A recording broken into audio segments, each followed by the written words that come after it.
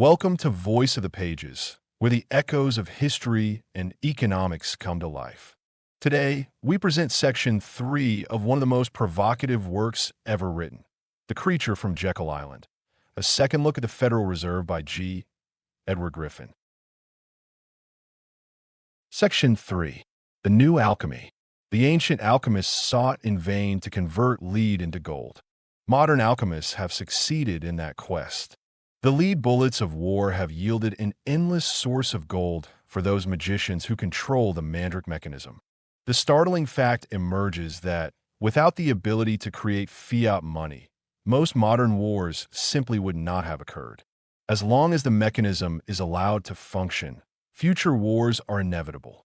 This is the story of how that came to pass. Chapter 11. The Rothschild Formula. The rise of the House of Rothschild in Europe. The tradition among financiers of profiting from both sides of armed conflict. The formula by which war is converted into debt and debt converted back into war. So far, we have adhered closely to the subject of money and the history of its manipulation by political and monetary scientists. Now we're going to take a short detour along a parallel path and view some of the same historical scenery from a different perspective. As we progress, it may seem that we have lost our way, and you may wonder what connection any of this can possibly have with the Federal Reserve System. Please be assured, however, it has everything to do with it, and when we finally return to that topic, the connection will have become painfully clear. The profits of war. The focus of this chapter is on the profits of war, and, more specifically, the tendency of those who reap those profits to manipulate governments into military conflicts, not for national or patriotic reasons, but for private gain. The mechanism by which this was accomplished in the past was more complex than simply lending money to warring governments and then collecting interest, although that was part of it. The real payoff has always been in the form of political favoritism in the marketplace.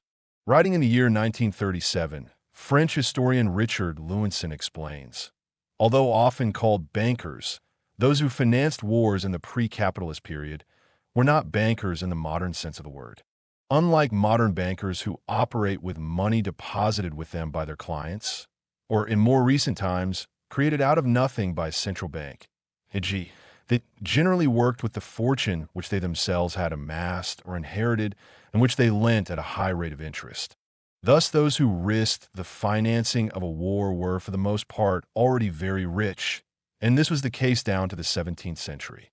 When they agreed to finance a war, these rich lenders did not, however, always attach great importance to the rate of interest. In this respect, they often showed the greatest compliance to their august clients. But in return, they secured for themselves privileges which could be turned into industrial or commercial profit, such as mining concessions, monopolies of sale or importation, etc. Sometimes, even they were given the right to appropriate certain taxes as a guarantee of their loans. So though the loan itself carried a very real risk and often did not bring in much interest, the indirect profits were very considerable, and the lender's leniency well rewarded. The Rothschild dynasty. No discussion of banking as a mechanism for financing wars would be complete without turning eventually to the name Rothschild. It was Mayor Amschel Rothschild who is quoted as saying, "Let me issue and control a nation's money, and I care not who writes the laws." Biographer Frederick Morton concluded that the Rothschild dynasty had conquered the world more thoroughly, more cunningly, and much more lastingly than all the Caesars before or all the Hitlers after them. 3. The dynasty was begun in Frankfurt, Germany, in the middle of the 18th century by Mayor Amschel Bauer, the son of a goldsmith. Mayer became a clerk in the Oppenheimer Bank in Hanover and was eventually promoted to junior partner.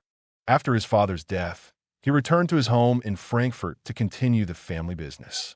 Over the door hung a red shield with an eagle as a sign to identify the establishment. The German words for red shield are Rothschild, so he changed his name from Bauer to Rothschild and added 5 gold arrows held in the talons of the eagle to represent his 5 sons. The Rothschild fortune began when Mayer adopted the practice of fractional reserve banking. As we have seen, he was not alone in this, but the House of Rothschild greatly surpassed the competition. That was due to his sharp business acumen and also because of his five most unusual sons, all of whom became financial power centers of their own. As they matured and learned the magic of converting debt into money, they moved beyond the confines of Frankfurt and established additional operations in the financial centers, not only of Europe, but of much of the civilized world.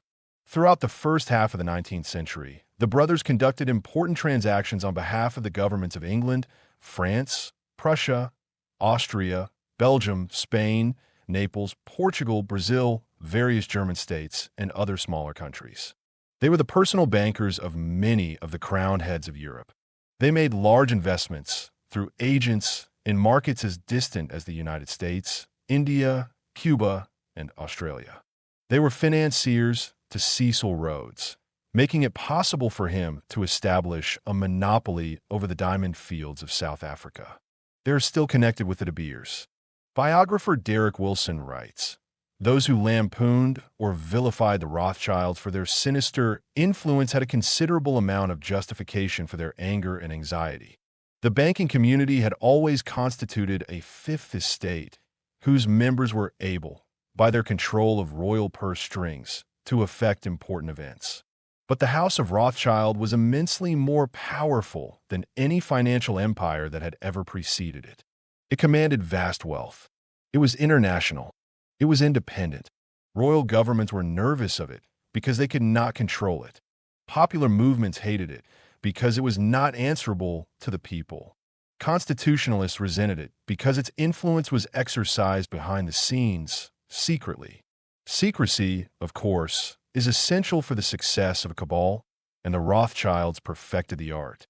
By remaining behind the scenes, they were able to avoid the brunt of public anger which was directed, instead, at the political figures which they largely controlled. This is a technique which has been practiced by financial manipulators ever since, and it is fully utilized by those who operate the Federal Reserve System today." Wilson continues, "Clandestinity was and remained a feature of Rothschild political activity. Seldom were they to be seen engaging in open public debate on important issues. Never did they seek government office. Even when, in later years, some of them entered Parliament, they did not feature prominently in the assembly chambers of London, Paris, or Berlin. Yet all the while they were helping to shape the major events of the day, by granting or withholding funds, by providing statesmen with an official diplomatic service, by influencing appointments to high office, and by an almost daily intercourse with the great decision-makers. A fortune in smuggling. Continual war in Europe created excellent opportunities for profit from smuggling scarce consumer goods past military blockades. Since the Rothschilds often financed both sides in a conflict and were known to have great political influence, the mere sight of the red shield on a leather pouch, a carriage, or a ship's flag was sufficient to ensure that the messenger or his cargo could pass through checkpoints in either direction. This immunity allowed them to deal in a thriving black market for cotton goods, yam, tobacco, coffee, sugar, and indigo, and they moved freely through the borders of Germany, Scandinavia, Holland, Spain, England, and France. This government protection was one of those indirect benefits that generated commercial profits far in excess of the interest received on the underlying government loans. It is generally true that one man's loss is another man's gain. And even the friendliest of biographers admit that, for more than 2 centuries, the House of Rothschild profited handsomely from wars and economic collapses, the very occasions on which others sustained the greatest losses. Napoleon versus the bankers. If one picture is worth 1,000 words, then one example surely must be worth a dozen explanations. There is no better example than the economic war waged by the financiers of 19th century Europe against Napoleon Bonaparte. It is an easily forgotten fact of history that Napoleon had restored law and order to a chaotic, post-revolutionary France and had turned his attention, not to war, but to establishing peace and improving economic conditions at home. He was particularly anxious to get his country and his people out of debt and out of the control of bankers. R.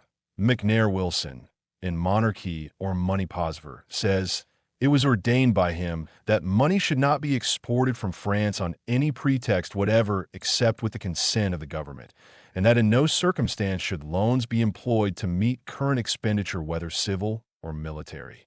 One has only to consider, Napoleon remarked, what loans can lead to in order to realize their danger. Therefore, I would never have anything to do with them and have always striven against them. The object was to withhold from finance the power to embarrass the government, as it had embarrassed the government of Louis XVI. When a government, Bonaparte declared, is dependent for money upon bankers, they and not the leaders of that government control the situation, since the hand that gives is above the hand that takes. Money, he declared, has no motherland. Financiers are without patriotism and without decency. Their sole object is gain. One of Napoleon's first blows against the bankers was to establish an independent Bank of France with himself as president. But even this bank was not trusted, and government funds were never placed into it. It was his refusal to borrow, however, that caused the most concern among the financiers. Actually, to them this was a mixture of both bad and good news. The bad news was that they were denied the benefit of royalty payments on fractional money. The good news was that, without resorting to debt, they were confident Napoleon could not militarily defend himself. Thus, he easily could be toppled and replaced by Louis XVI of the old monarchic dynasty, who was receptive to banker influence. Wilson continues, they had good hope of compassing his downfall. None believed that he could finance W.A. are on a great scale now that the resource of paper money had been denied him by the destruction of the assignat. Where would he obtain the indispensable gold and silver to feed and equip a great army? Some 600,000 men would be put into the field.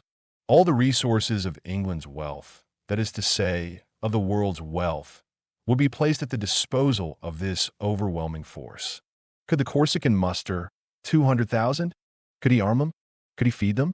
If the lead bullets did not destroy him, the gold bullets would soon make an end.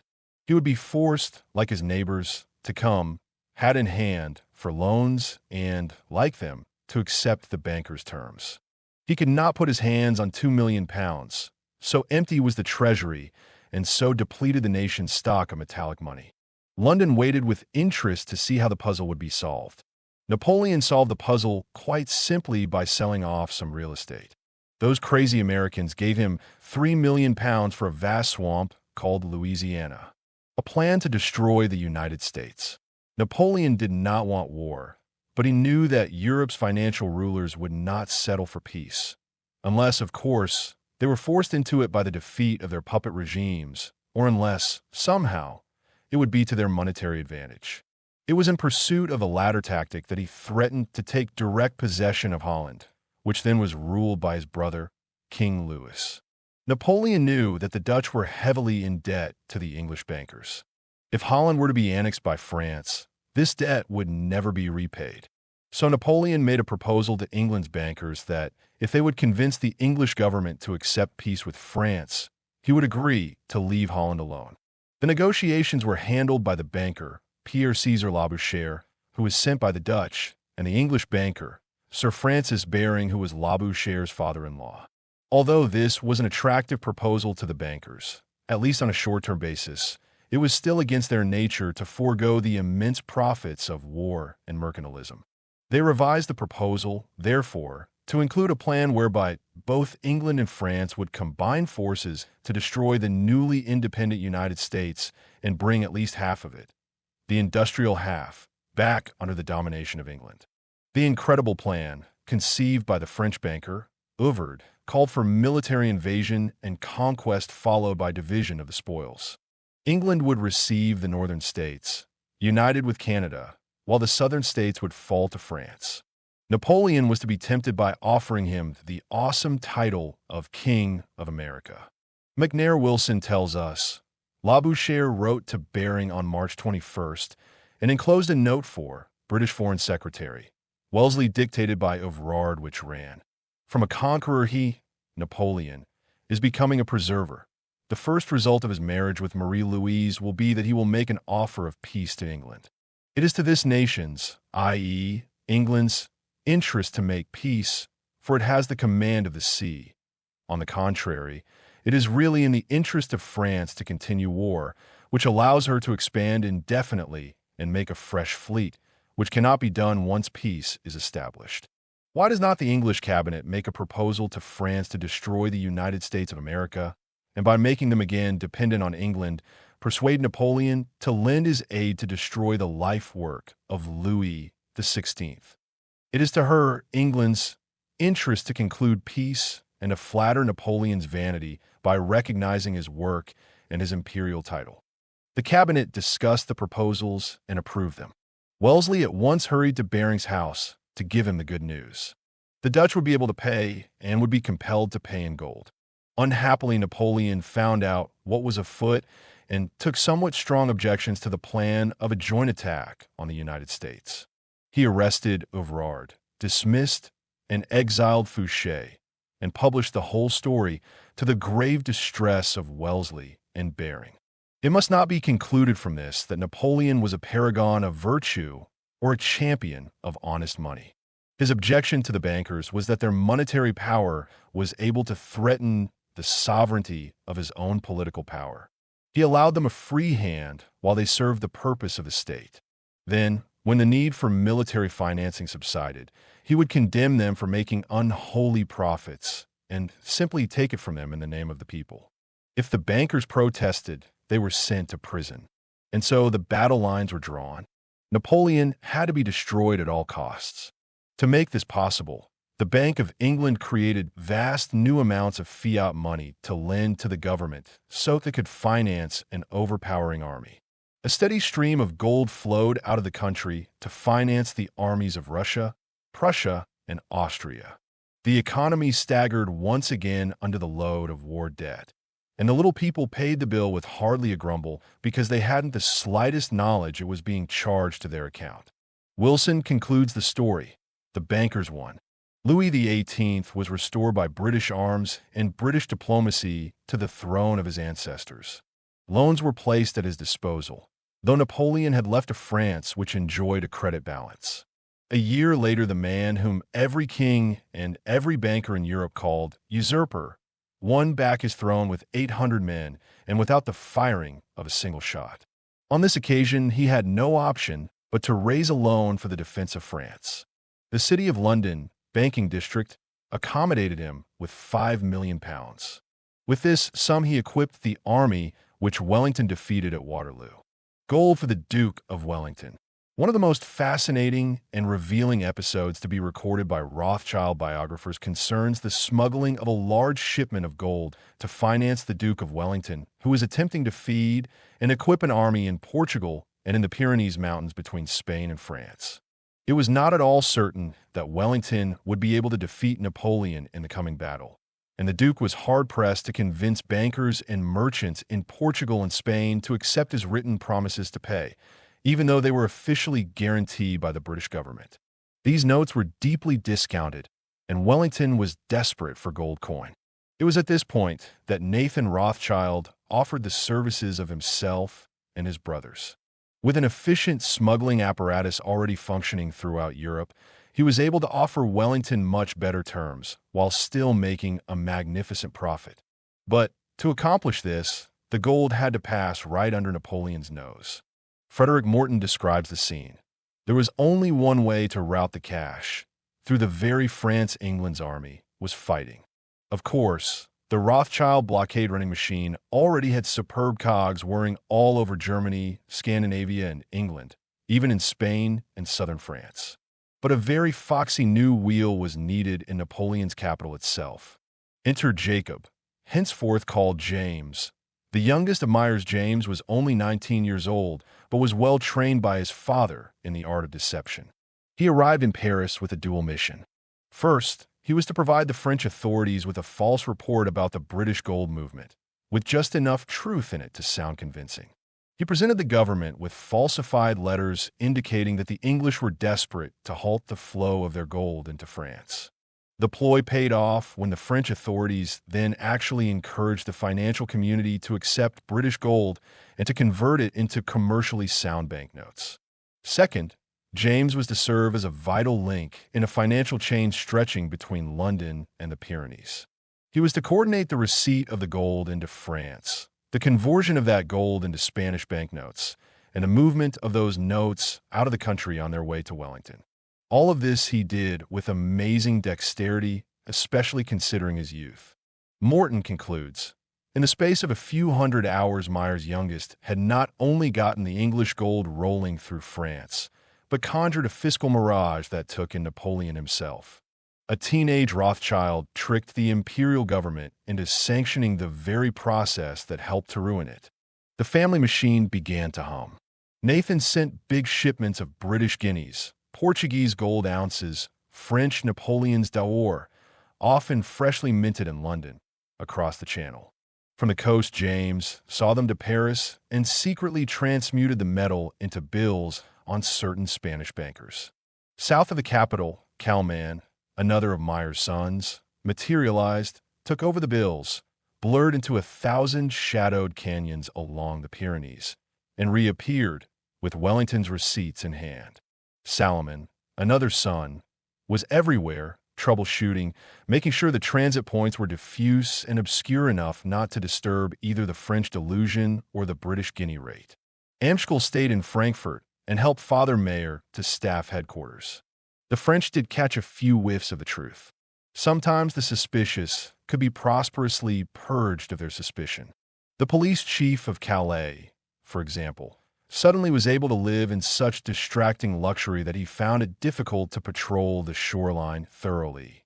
While Napoleon struggled his might away in the Russian winter, there passed through France itself a gold vein to the army, staving in the empire's back door. At a dinner party in later years, Nathan casually summed up the episode as though it were merely a good piece of routine business.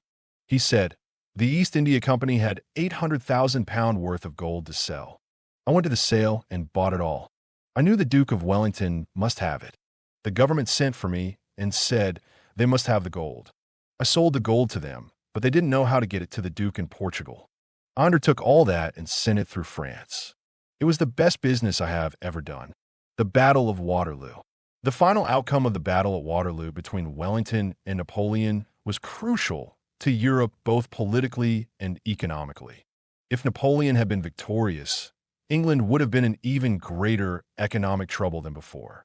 Not only would she have lost international power and prestige, but even at home, her subjects would have been further disgruntled over such great personal and financial wartime sacrifices.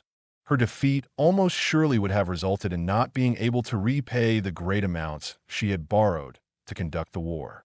In the London Stock Exchange, therefore, where British government bonds were traded along with other securities, everyone waited anxiously for news of the outcome.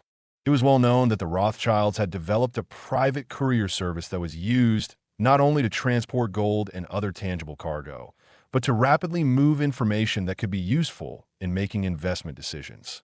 It was expected, therefore, that Nathan in London would be the first to know the name of the victor after the cannon smoke had cleared from the battlefield. And they were not to be disappointed. The first news of Wellington's victory arrived in Brussels around midnight on June 18, 1815, where a Rothschild agent named Rothworth was waiting in readiness. He immediately mounted a fresh horse and set off for the port of Ostend, where a boat was standing by to speed him across the Channel to London. In the early hours of June 20th, the exhausted messenger was pounding on Nathan's door, a full 24 hours before Wellington's own courier, Major Henry Percy, arrived. At least one friendly biographer claims that Nathan's first act was to deliver the news to the Prime Minister, but that government officials were hesitant at first to believe it, because it ran contrary to reports they had received previously telling of serious British setbacks. At any rate, there is no doubt that Nathan's second act of the morning was to set off for the Stock Exchange to take up a position at his usual pillar. All eyes were upon him as he slumped dejectedly, staring at the floor. Then he raised his gaze and, with pained expression, began to sell. The whisper went through the crowded room. "Nathan is selling? Nathan is selling. Wellington must have lost. Our government bonds will never be repaid. Sell them now. Sell! Sell!" Prices tumbled, and Nathan sold again. Prices plummeted, and still Nathan sold. Finally, prices collapsed altogether, and, in one quick move, Nathan reversed his call and purchased the entire market in government bonds. In a matter of just a few hours, he had acquired the dominant holding of England's entire debt at but a tiny fraction of its worth. Sidonia. Benjamin Disraeli, the Prime Minister of England, wrote a book in 1844 called Koningsby. It was a political novel in which the author expressed his views about contemporary issues. One of the strong characters in the book was a financier named Sidonia, but every detail of Sidonia's actions was an exact replica of the real Lord Rothschild, whom Disraeli greatly admired. In the guise of a novel, we read about Rothschild's emigration from Germany, his family and banking ties throughout Europe, his handling of the gold for Wellington, and his financial coup after Waterloo. Then Disraeli wrote, Europe did require money, and Sidonia was ready to lend it to Europe. France wanted some, Austria more, Prussia a little, Russia a few millions. Sidonia could furnish them all. It is not difficult to conceive that, after having pursued the career we have intimated for about 10 years, Sidonia had become one of the most considerable personages in Europe. He had established a brother, or a near relative, in whom he could confide, in most of the principal capitals. He was lord and master of the money market of the world, and of course virtually lord and master of everything else. He literally held the revenues of southern Italy in pawn, and monarchs and ministers of all countries courted his advice and were guided by his suggestions. That Disraeli was not exaggerating was made clear by the boast of James Rothschild himself. When U.S. Treasury agents approached him in Paris in 1842 with a request for a loan to the American government, he said to them, "You have seen the man who is at the head of the finances of Europe. There have always been men who were in a position to make private fortunes out of cooperating with both sides in a war.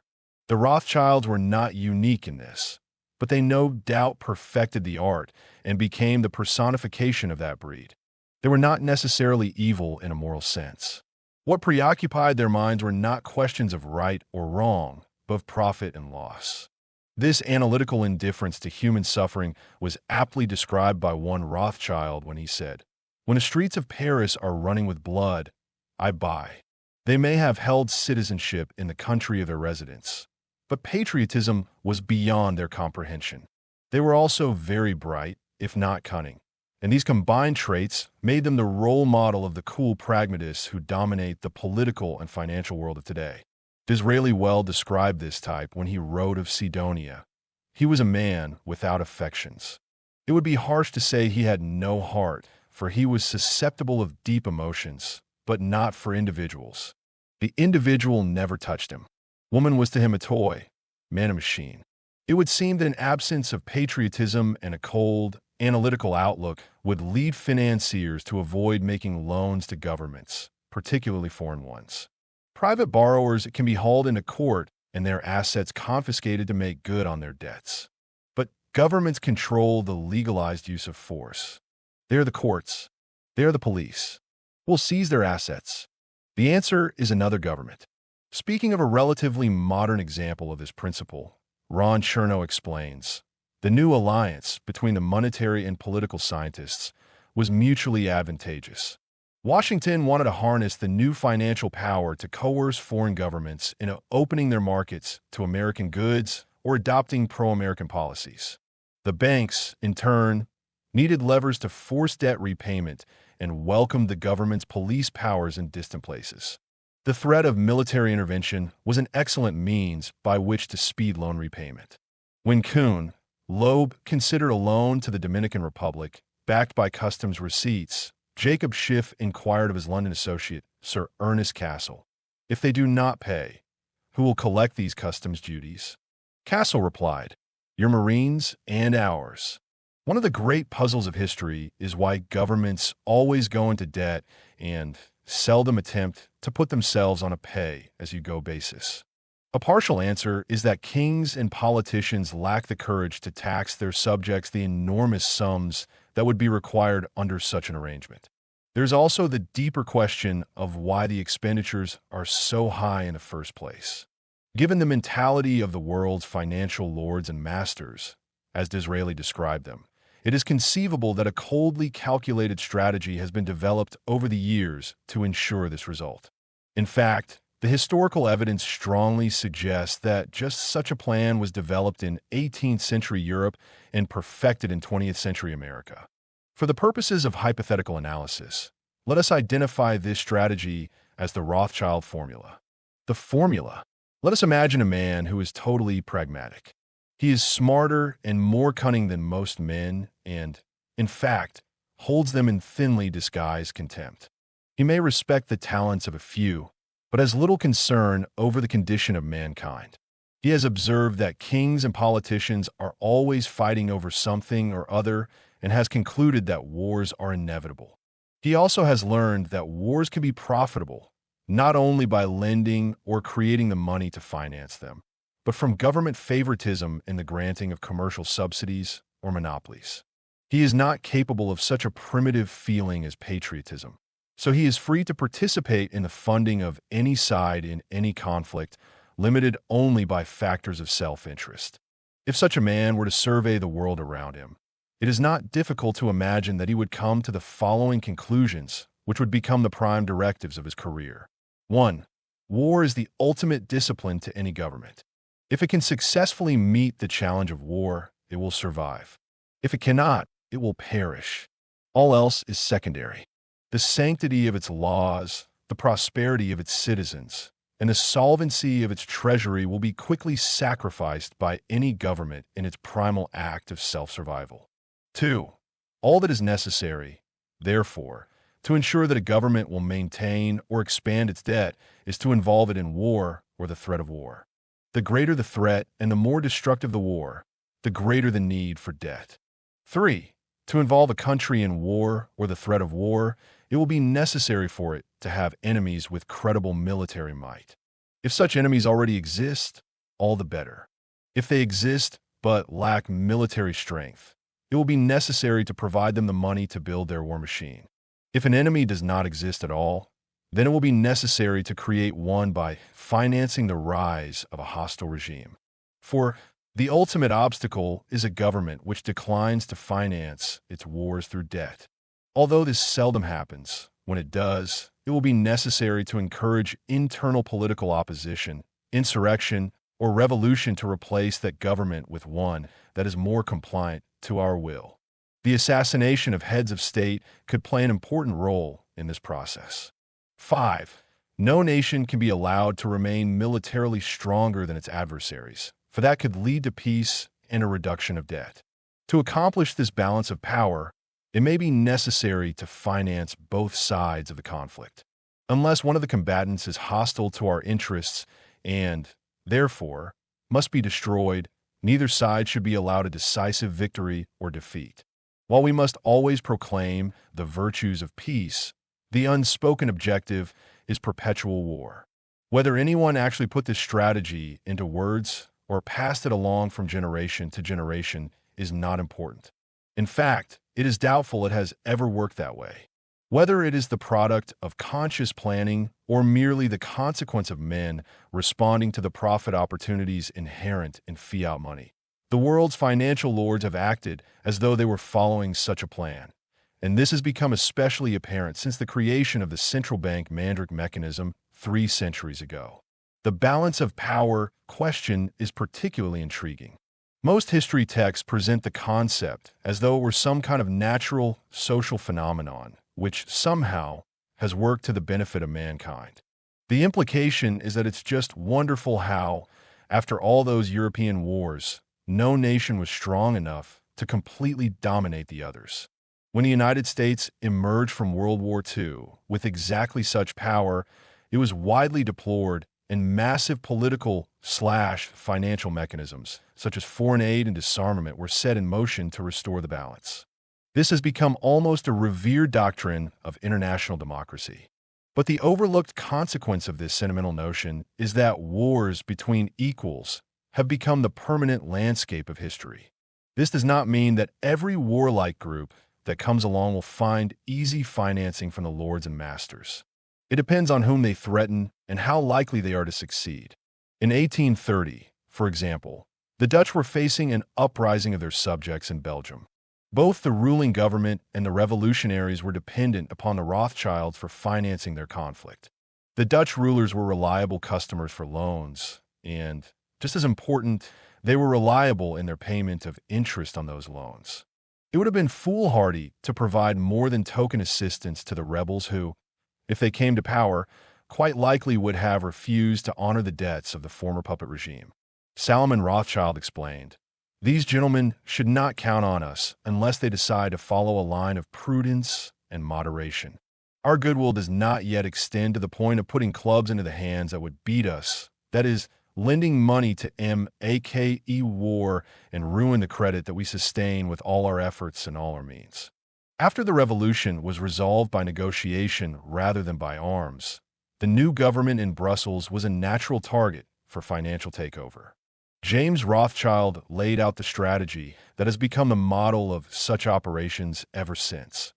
Now is the moment of which we should take advantage to make ourselves absolute masters of that country's finances. The first step will be to establish ourselves on an intimate footing with Belgium's new finance minister, to gain his confidence, and to take all the treasury bonds he may offer us. Perpetual war in 18th century England. Wars, great and small, have always been a plague to Europe, but it was not until they were easy to finance through central banking and fiat money that they became virtually perpetual.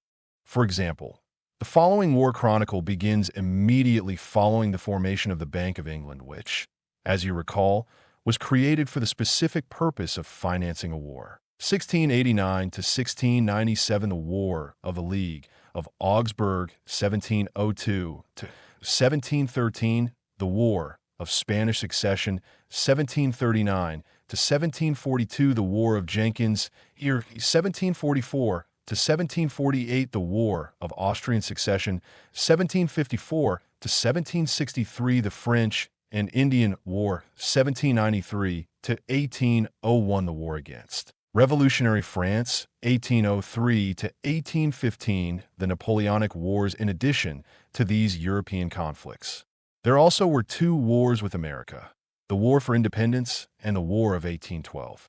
In the 126 years between 1689 and 1815, England was at war 63 of them. That is 1 out of every 2 years in combat. The others were spent preparing for combat. The mark of the Rothschild formula is unmistakable in these conflicts. The monetary scientists often were seen financing both sides. Whether ending in victory or defeat, the outcome merely preserved or restored the European balance of power. And the most permanent result of any of these wars was expanded government debt for all parties. Summary: by the end of the 18th century, the House of Rothschild had become one of the most successful financial institutions the world has ever known. Its meteoric rise can be attributed to the great industry and shrewdness of the five brothers who established themselves in various capitals of Europe and forged the world's first international financial network. As pioneers in the practice of lending money to governments, they soon learned that this provided unique opportunities to parlay wealth into political power as well. Before long, most of the princes and kings of Europe had come within their influence. The Rothschilds also had mastered the art of smuggling on a grand scale, often with the tacit approval of the governments whose laws they violated. This was perceived by all parties as an unofficial bonus for providing needed funding to those same governments, particularly in time of war. The fact that different branches of the Rothschild network also might be providing funds for the enemy was pragmatically ignored. Thus, a time-honored practice among financiers was born, profiting for both sides. The Rothschilds operated a highly efficient intelligence gathering system which provided them with advanced knowledge of important events, knowledge which was invaluable for investment decisions.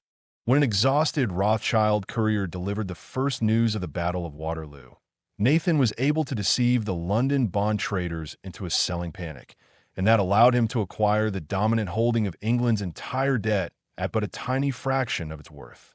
A study of these and similar events reveals a personality profile, not just of the Rothschilds, but of that special breed of international financiers whose success typically is built upon certain character traits. Those include cold objectivity, immunity to patriotism, and indifference to the human condition. That profile is the basis for proposing a theoretical strategy called the Rothschild formula, which motivates such men to propel governments into war for the profits they yield.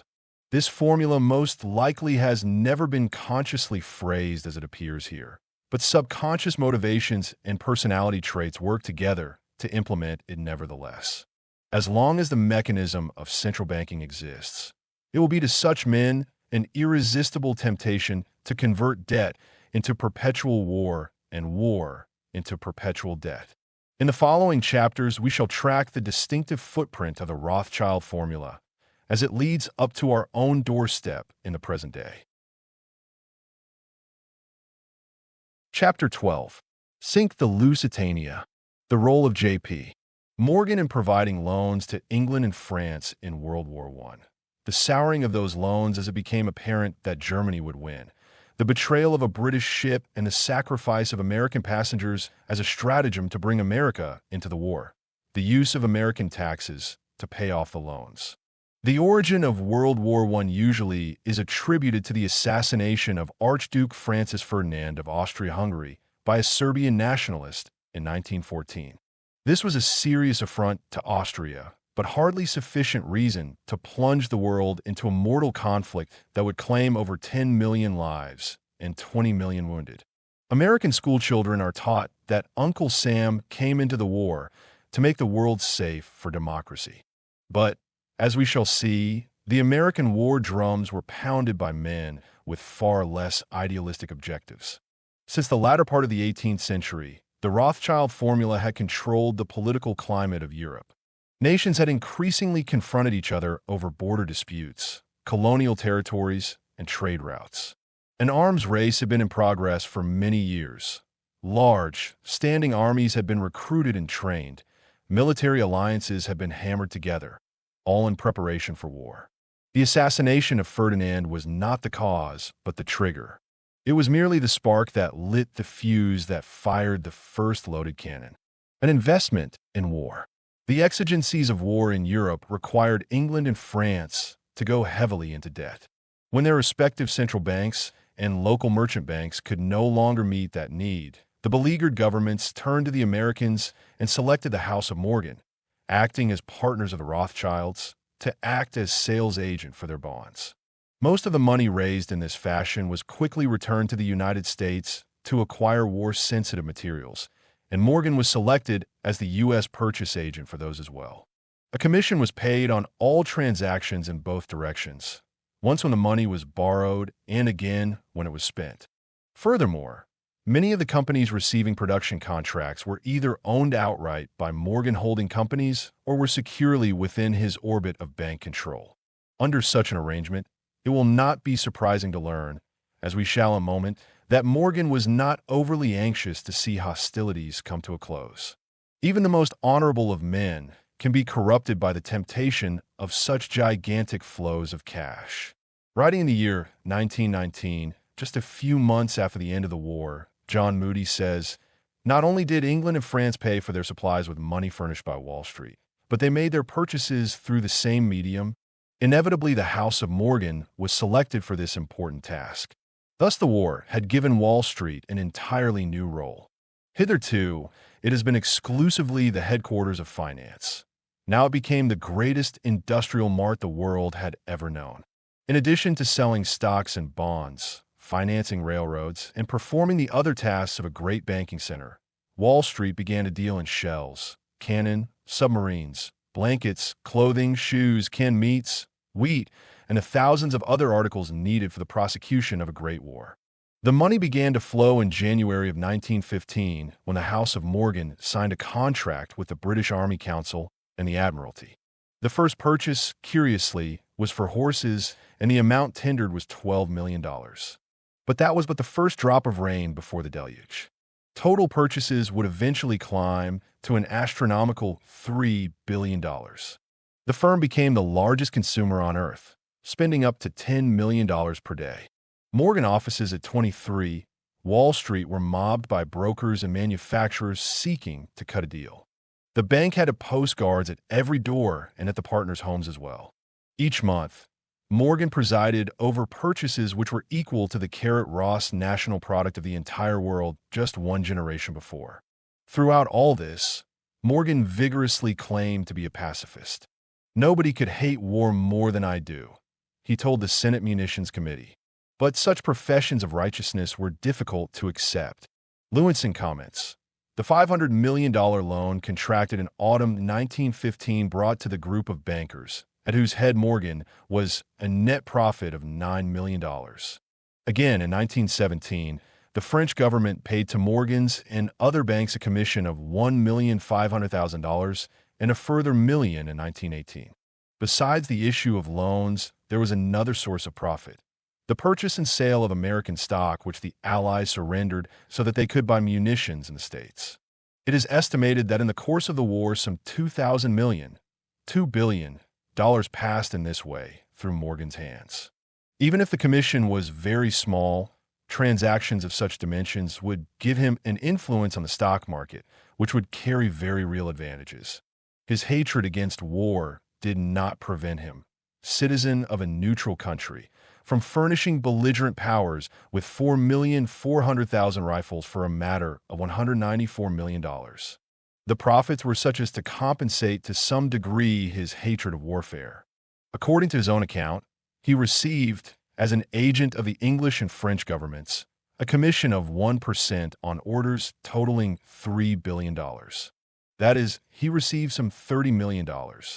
Besides these two chief principles, Morgan, however, also acted for Russia, for whom he did business amounting to $412 million, and for Italy and Canada, figures for his business with the last two not having been published. J.P. Morgan and some of his partners in the bank were at the time shareholders in companies that were concerns which made substantial profits from the orders he placed with them.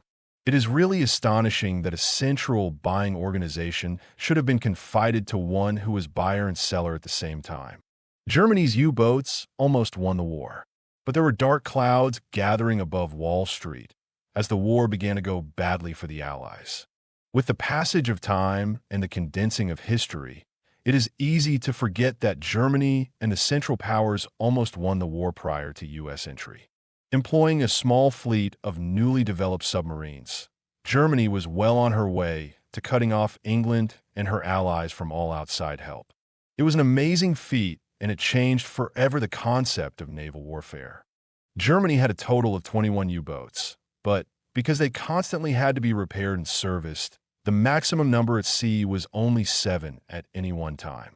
Yet, between 1914 and 1918, German submarines had sunk over 5,700 surface ships. 300,000 tons of Allied shipping were sent to the bottom every week. 1 out of every 4 steamers leaving the British Isles never returned.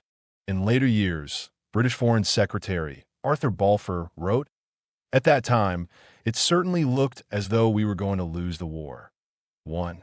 Robert Farrell, in his Woodrow Wilson and World War I, concluded, "The Allies approached the brink of disaster, with no recourse other than to ask Germany for terms." William McAdoo, who was Secretary of the Treasury at the time, says in his memoirs, "Across the sea came the dismay of the British, a dismay that carried a deepening note of disaster. There was a fear, and a well-grounded one, that England might be starved into abject surrender." On April 27, 1917, Ambassador Walter H. Page reported confidentially to the president that the food in the British Isles was not more than enough to feed the civil population for 6 weeks or 2 months.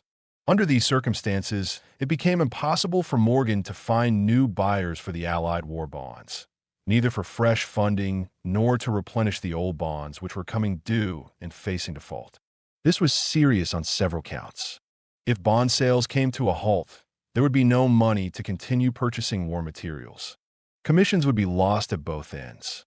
Furthermore, if the previously sold bonds were to go into default, as they certainly would if Britain and France were forced to accept peace on Germany's terms, the investors would sustain gigantic losses.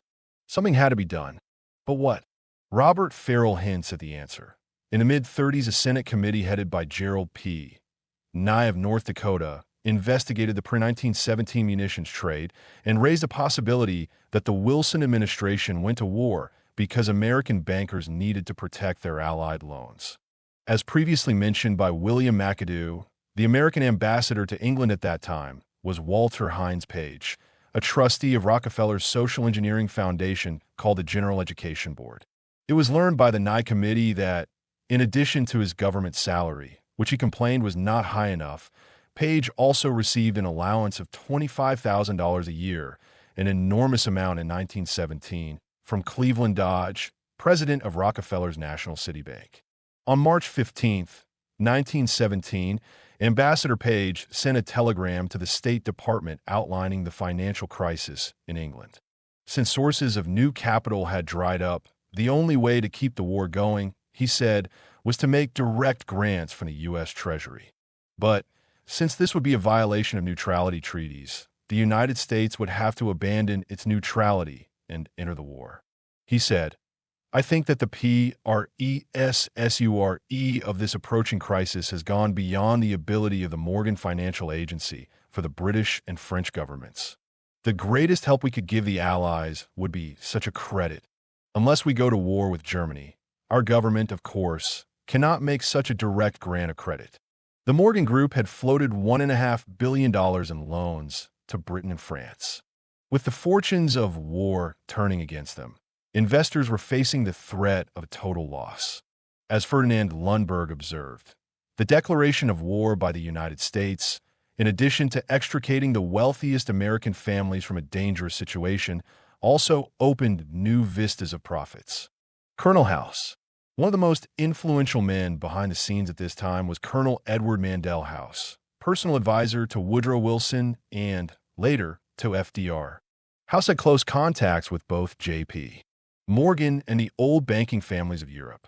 He had received several years of his schooling in England and, in later years, surrounded himself with prominent members of the Fabian Society. Furthermore, he was a man of great personal wealth, most of it acquired during the war between the states. His father, Thomas William House, had acted as the confidential American agent of unknown banking interests in London. It was commonly believed he represented the Rothschilds. Although settled in Houston, Texas, the elder often remarked that he wanted his sons to know and serve England. He was one of the few residents of a Confederate state who emerged from the war with a great fortune. It is widely acknowledged that Colonel House was the man who selected Wilson as a presidential candidate and who secured his nomination. 1. He became Wilson's constant companion, and the president admitted publicly that he depended on him greatly for instruction and guidance. Many of Wilson's important appointed posts in government were hand-selected by House. He and Wilson even went so far as to develop a private code so they could communicate freely over the telephone. The president himself had written, "Mr. House is my second personality. He is my independent self. His thoughts and mine are one." George Viereck, an admiring biographer of House, tells us, House had the Texas delegation in his pocket. Always moving quietly in the background, he made and unmade several governors of Texas. House selected Wilson because he regarded him as the best available candidate. For 7 long years, Colonel House was Woodrow Wilson's other self. For 6 long years, he shared with him all but the title of the Chief Magistracy of the Republic. For 6 years, 2 rooms were at his disposal in the north wing of the White House. It was House who made the slate for the cabinet, formulated the first policies of the administration, and practically directed the foreign affairs of the United States. We had, indeed, 2 presidents for one. Super ambassador, he talked to emperors and kings. As an equal, he was the spiritual generalissimo of the administration. He was the pilot who guided the ship. A secret agreement to get the U.S. into war. As the presidential election neared for Wilson's second term, Colonel House entered into a series of confidential talks with Sir William Wiseman, who was attached to the British Embassy in Washington and who acted as a secret intermediary between House and the British Foreign Office. Charles Seymour writes, "Between House and Wiseman, there were soon to be few political secrets. This was upsetting to the Secretary of State, William Jennings Bryan. Mrs. Bryan, as co-author of her husband's memoirs, writes, While Secretary Bryan was bearing the heavy responsibility of the Department of State, there arose the curious conditions surrounding Mr. E.M.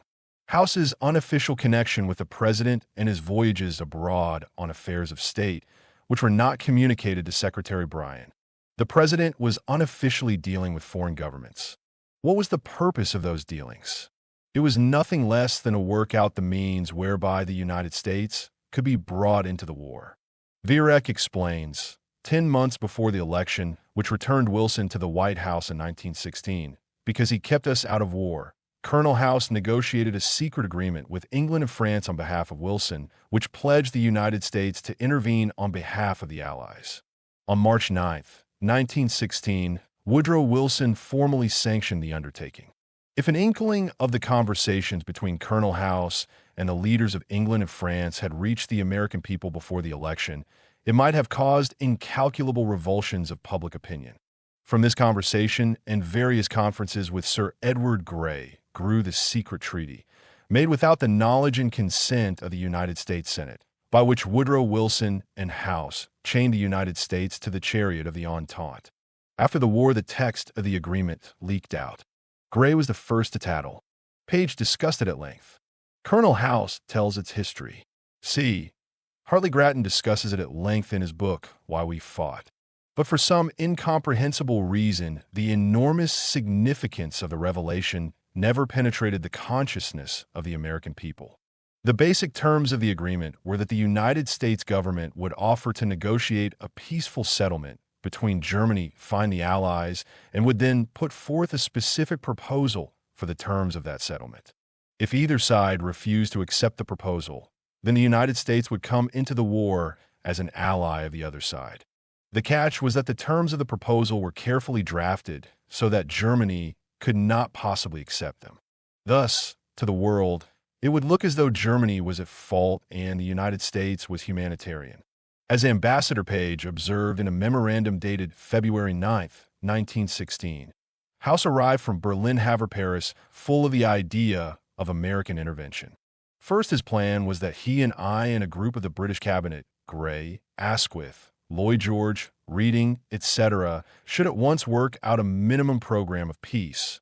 The least that the Allies would accept, which he assumed, would be unacceptable to the Germans, and that the president would take this program and present it to both sides. The side that declined would be responsible for continuing the war.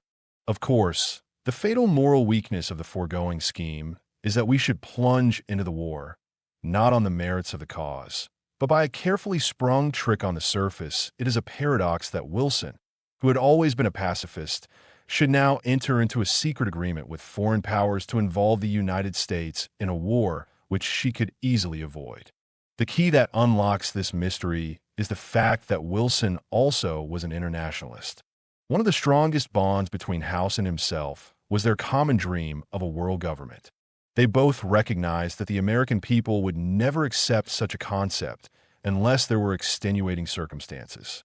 They reasoned that a long and bloody war was probably the only event that could condition the American mind to accept the loss of national sovereignty, especially if it were packaged with the promise of putting an end to all wars in the future.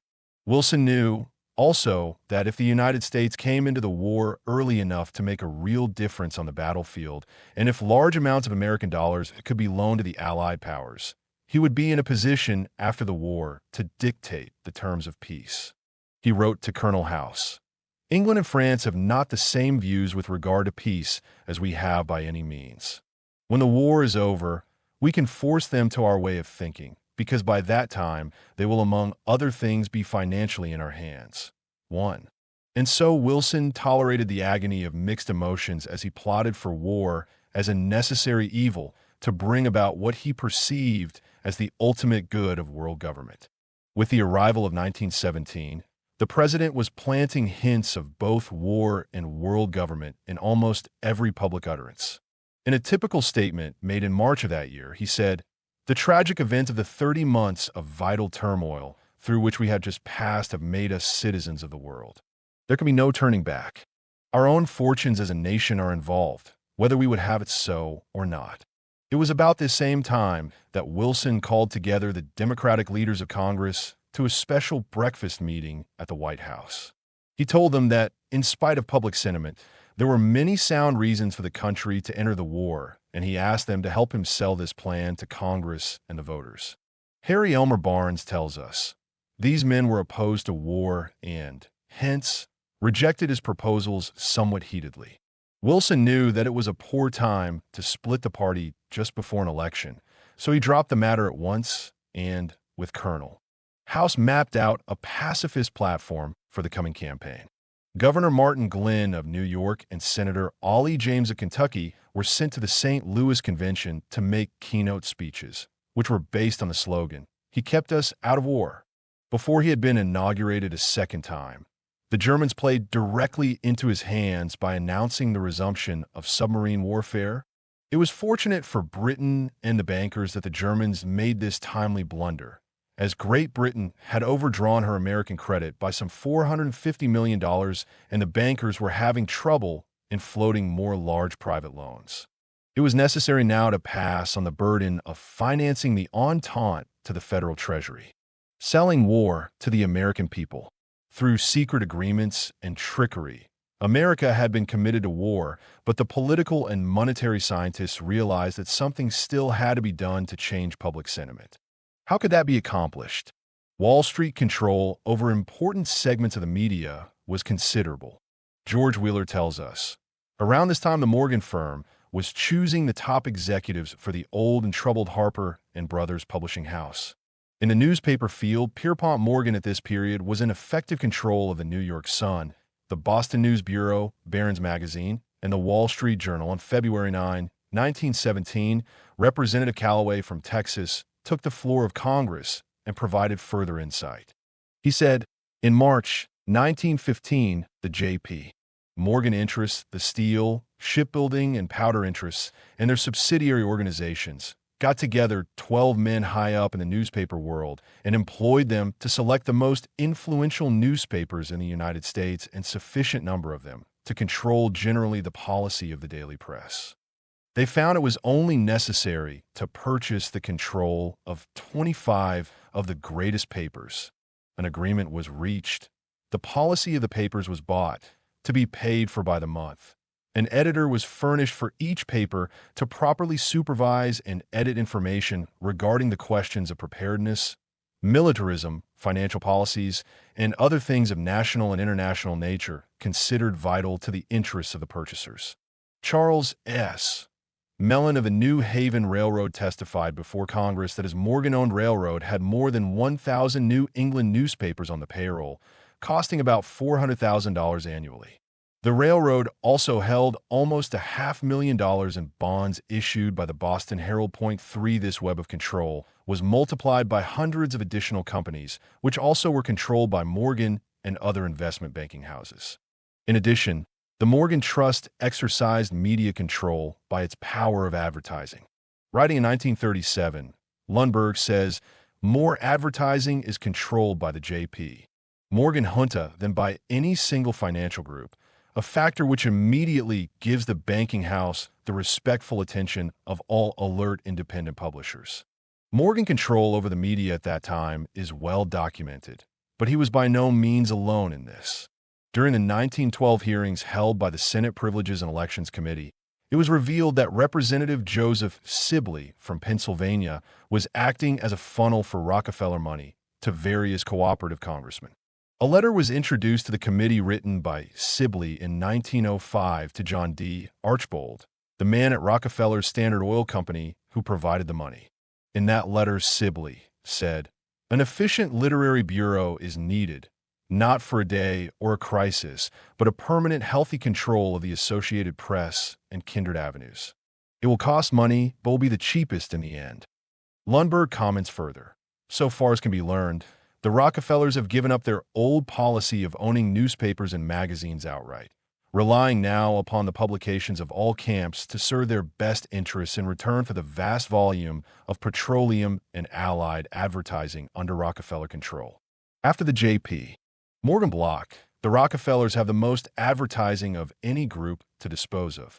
And when advertising alone is not sufficient to ensure the fealty of a newspaper, The Rockefeller companies have been known to make direct payments in return for a friendly editorial attitude. It is not surprising, therefore, that a large part of the nation's press, particularly in the East, began to editorially denounce Germany. The cry spread across the land to take up arms against the enemy of Western civilization. Editors became eloquent on the patriotic duty of all Americans to defend world democracy. Massive preparedness demonstrations and parades were organized. But it was not enough. In spite of this massive sales campaign, the American people still were not buying. Polls conducted at the time showed popular sentiment continuing to run 10-1 in favor of staying out of Europe's war. Clearly, what was needed was something both drastic and dramatic to change public opinion.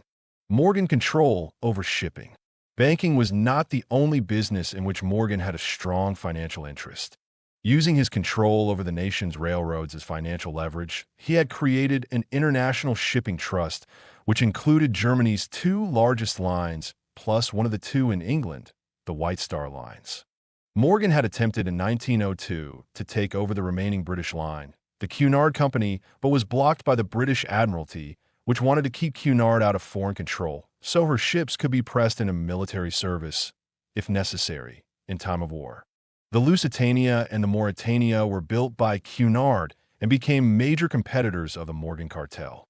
It is an interesting footnote of history, therefore, that from a Morgan perspective, the Lusitania was quite dispensable.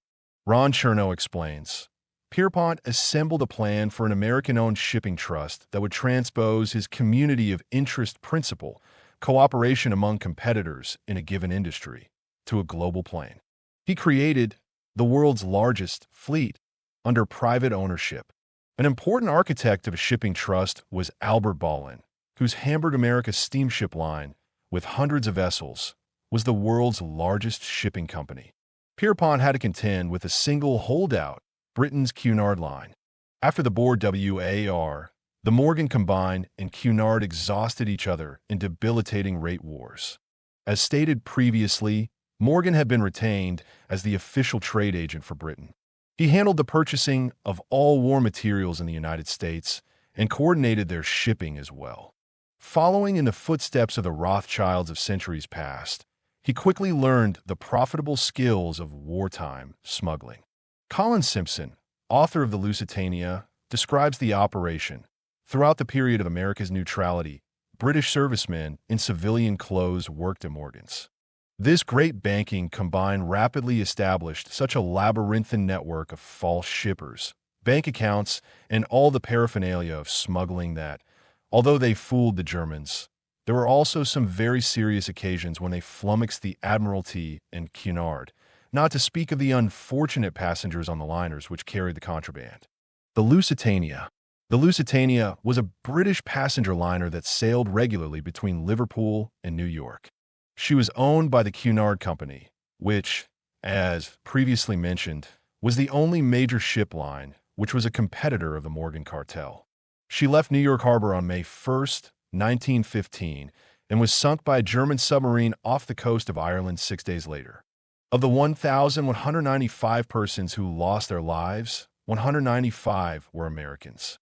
It was this event, more than any other, that provided the advocates of war with a convincing platform for their views, and it became the turning point where Americans reluctantly began to accept, if not the necessity of war, at least its inevitability. The fact that the Lusitania was a passenger ship is misleading. Although she was built as a luxury liner, her construction specifications were drawn up by the British Admiralty so that she could be converted, if necessary, into a ship of war. Everything from the horsepower of her engines and the shape of her hull to the placement of ammunition storage areas were, in fact, military designs. She was built specifically to carry 12 6-inch guns. The construction costs for these features were paid for by the British government. Even in times of peace, it was required that her crew include officers and seamen from the Royal Navy Reserve. In May of 1913, she was brought back into dry dock and outfitted with extra armor, revolving gun rings on her decks, and shell racks in the hold for ammunition. Handling elevators to lift the shells to the guns were also installed. 12 high-explosive cannons were delivered to the dry dock. All this is a matter of public record at the National Maritime Museum in Greenwich, England, but whether the guns were actually installed at that time is still hotly debated. There is no evidence that they were. In any event, on September 17th, the Lusitania returned to sea ready for the rigors of war, and she was entered into the Admiralty Fleet Register, not as a passenger liner, but an armed auxiliary cruiser. From then on, she was listed in Jane's fighting ships as an auxiliary cruiser and in the British publication, the Naval Annual, as an armed merchantman. Military cargo. Thus, the Lusitania became one of the most important carriers of war materials, including munitions, from the United States to England. On March 8, 1915, after several close calls with German submarines, the captain of the Lusitania turned in his resignation. He was willing to face the U-boats, he said, but he was no longer willing to carry the responsibility of mixing passengers with munitions or contraband. Churchill sets a trap. From England's point of view, the handwriting on the wall was clear. Unless the United States could be brought into the war as her ally, she soon would have to sue for peace. The challenge was how to push Americans off their position of stubborn neutrality. How that was accomplished is one of the more controversial aspects of the war. It is inconceivable to many that English leaders might have deliberately plotted the destruction of one of their own vessels with American citizens aboard as a means of drawing the United States into the war as an ally. Surely, any such idea is merely German propaganda. Robert Ballard, writing in National Geographic, says, within days of the sinking, German sympathizers in New York came up with a conspiracy theory. The British Admiralty, they said, had deliberately exposed Lusitania to harm, hoping she would be attacked and thus draw the U.S. into the war. Let's take a closer look at this conspiracy theory. There are many kinds of maneuvers in war. There are maneuvers in time, in diplomacy, in mechanics, in psychology, all of which are removed from the battlefield, but react often decisively upon it. The maneuver which brings an ally into the field is as serviceable as that which wins a great battle. The maneuver which gains an important strategic point may be less valuable than that which placates or overawes a dangerous neutral. The maneuver chosen by Churchill was particularly ruthless. Under what was called the cruiser rules, warships of both England and Germany gave the crews of unarmed enemy merchant ships a chance to take to the lifeboats before sinking them. But in October of 1914, Churchill issued orders that British merchant ships must no longer obey a U-boat order to halt and be searched. If they had armament, they were to engage the enemy. If they did not, they were to attempt to ram the sub. The immediate result of this change was to force German U-boats to remain submerged for protection and to simply sink the ships without warning. Why would the British want to do such a stupid thing that would cost the lives of thousands of their own seamen? The answer is that it was not an act of stupidity. It was cold-blooded strategy. Churchill boasted, "The first British countermove made on my responsibility was to deter the Germans from surface attack."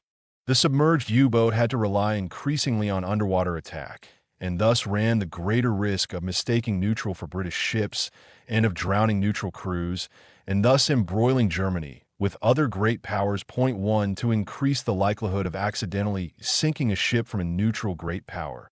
Churchill ordered British ships to remove their names from their hulls and, when in port, to fly the flag of a neutral power, preferably that of the United States. As further provocation, the British Navy was ordered to treat captured U-boat crew members not as prisoners of war, but as felons. Survivors, wrote Churchill, should be taken prisoner or shot, whichever is the most convenient. 2. Other orders, which now are an embarrassing part of official Navy archives, were even more ruthless. In all actions, white flags should be fired upon with promptitude. The trap was carefully laid. The German Navy was goaded into a position of shoot first and ask questions later, and, under those conditions, it was inevitable that American lives would be lost. A floating munitions depot. After many years of investigation, it is now possible to identify the cargo that was loaded aboard the Lusitania on her last voyage. It included 600 tons of pyroxylene, commonly called gun cotton, 6 million rounds of ammunition, 1,248 cases of shrapnel shells, which may not have included explosive charges, plus an unknown quantity of munitions that completely filled the holds on the lowest deck and the trunkways and passageways of F deck. In addition, there were many tons of cheese, lard, furs, and other items which were shown later to be falsely labeled. What they were is not now known, but it is certain they were at least contraband, if not outright weapons of war. They were all consigned through the J.P. Morgan Company. But none of this was suspected by the public, least of all those hapless Americans who unknowingly booked a passage to death for themselves and their families as human decoys in a global game of high finance and low politics. The German embassy in Washington was well aware of the nature of the cargo being loaded aboard the Lusitania and filed a formal complaint to the United States government, because almost all of it was in direct violation of international neutrality treaties. The response was a flat denial of any knowledge of such cargo. Seeing that the Wilson administration was tacitly approving the shipment, the German embassy made one final effort to avert disaster. It placed an ad in 50 East Coast newspapers, including those in New York City, warning Americans not to take passage on the Lusitania. The ad was prepaid and requested to be placed on the paper's travel page a full week before the sailing date. It read as follows.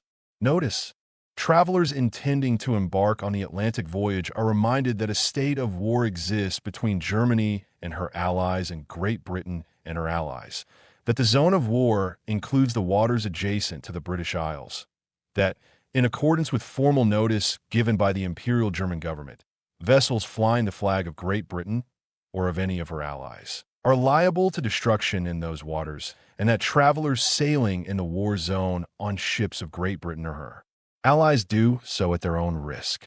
Imperial German Embassy, Washington, D.C., April 22, 1915. Although the ad was in the hands of newspapers in time for the requested deadline, the State Department intervened and, raising the specter of possible libel suits, frightened the publishers into not printing it without prior clearance from State Department attorneys. Of the 50 newspapers, only the Des Moines Register carried the ad on the requested date. What happened next is described by Simpson.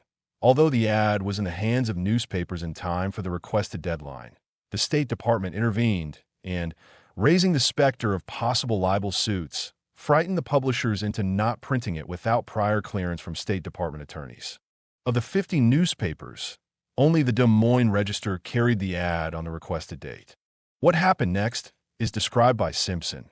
George Viereck, who was the editor of a German-owned newspaper at that time and who had placed the ads on behalf of the embassy, spent April 26th asking the State Department why his advertisement had not been published.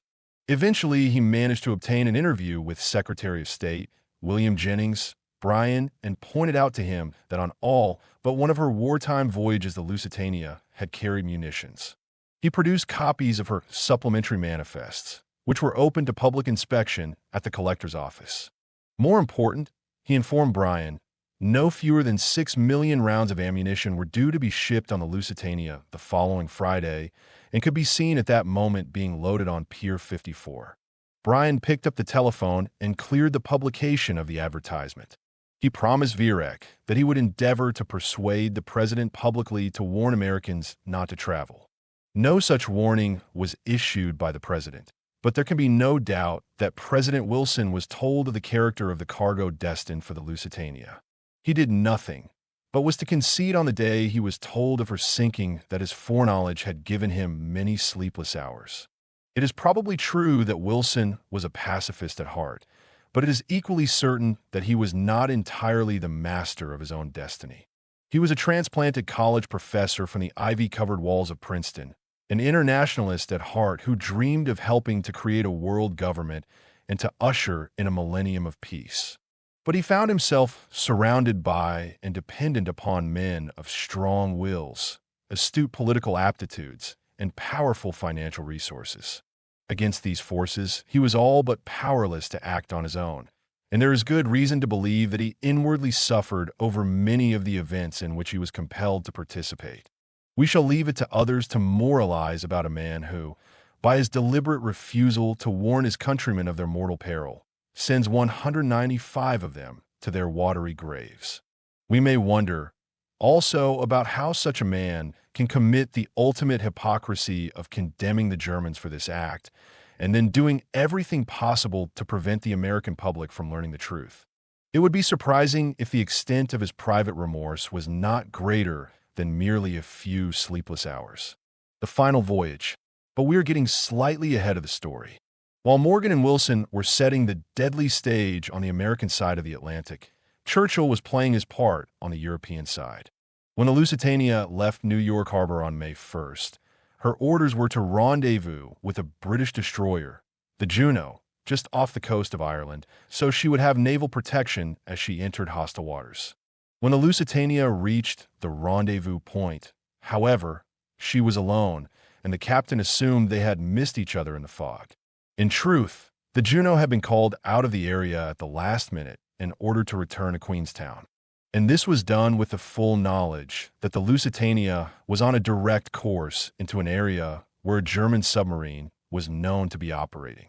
To make matters worse, the Lusitania had been ordered to cut back on the use of coal, not because of shortages, but because it would be less expensive. Slow targets, of course, are much easier to hit. Yet, she was required to shut down one of her 4 boilers and, consequently, was now entering submarine-infested waters at only 75% of her potential speed. As the Lusitania drew closer to hostile waters, almost everyone knew she was in grave danger. Newspapers in London were alive with the story of German warnings and recent sinkings. In the map room of the British Admiralty, Churchill watched the play unfold and coldly called the shots. Small discs marked the places where 2 ships had been torpedoed the day before. A circle indicated the area within which the U-boat must still be operating. A larger disc represented the Lusitania traveling at 19 knots directly into the circle. Yet, nothing was done to help her. Admiral Coke at Queenstown was given perfunctory instructions to protect her as best he could, but he had no means to do so and, in fact, no one even bothered to notify the captain of the Lusitania that the rendezvous with the Juno had been canceled. One of the officers present in the High Command map room on that fateful day was Commander Joseph Kenworthy, who previously had been called upon by Churchill to submit a paper on what would be the political results of an ocean liner being sunk with American passengers aboard. He left the room in disgust at the cynicism of his superiors. In 1927, in his book, The Freedom of the Seas, he wrote without further comment, "The Lusitania was sent to considerably reduce speed into an area where a U-boat was known to be waiting and with her escorts withdrawn. Further comment is not needed." Colonel House was in England at that time, and, on the day of the sinking, was scheduled to have an audience with King George V. He was accompanied by Sir Edward Grey, and, on the way, Sir Grey asked him, "What will America do if the Germans sink an ocean liner with American passengers on board?" As recorded in House's diaries, he replied, "I told him if this were done, a flame of indignation would sweep America, which would in itself probably carry us into the war." 2. Once at Buckingham Palace, King George also brought up the subject and was even more specific about the possible target. He asked, suppose they should sink the Lusitania with American passengers on board. Amicti explosion, à Watry grave. For hours after this conversation, the black smoke of the Lusitania was spotted on the horizon through the periscope of the German submarine U-20. The ship came directly toward the U-boat, allowing it to full throttle out of her path and swing around for a 90-degree shot at her bow as she passed only 750 yards away.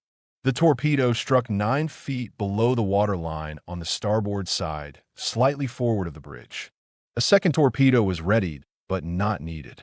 Quickly after the explosion of the impact, there was a second and much larger explosion that literally blew the side off of cargo hold number 2 and started the great ship immediately toward the bottom. And what a hole it must have been. The Lusitania, one of the largest ships ever built, sank in less than 18 minutes. Survivors among the crew who were working in the boiler rooms during the attack have attested that the boilers did not blow at that time. Simpson tells us, The G-torpedo had failed to blow in the inner bulkhead of number 1 boiler room, but just further forward, something blew out most of the bottom of the bow of the ship. It may have been the Bethlehem Company's 3-inch shells, the 6 million rounds of rifle ammunition, or the highly dubious contents of the bales of furs, or the small 40-pound boxes of cheese. Divers who have been down to the wreck unanimously testify that the bow was blasted by a massive internal explosion, and large pieces of the bow plating, buckled from the inside, are to be found some distance from the hull. When a search team from the Woods Hole Oceanographic Institute surveyed the wreckage in the summer of 1993, they reported, "When our cameras swept across the hold, we got a big surprise. There was no hole. We found no evidence that U-20's torpedo had detonated an explosion, undermining one theory of why the liner sank." It is difficult to share the team's surprise. Photographs show that the wreck is resting on its starboard, right side. Since that is where the torpedo struck, it is logical that the hole would not be visible. It would be on the side buried in the ocean floor. The team reported that they were able to inspect only part of the hull's underside. That is because most of it, plus the entire starboard side, is buried in the muck. Since the torpedo struck only 9 feet below the waterline, the hole would not logically be anywhere near the bottom of the hull, but at a point midway between the main deck and the bottom. In other words, it would be at the midpoint of the side that is now facing down. Failure to see the hole does not undermine the theory of internal explosion. It is exactly what one would expect. In any event, it should be obvious that the Lusitania would not have gone to the bottom in 18 minutes without a hole somewhere. Even the search team had to acknowledge that fact indirectly when it addressed the question of what might have caused the second explosion.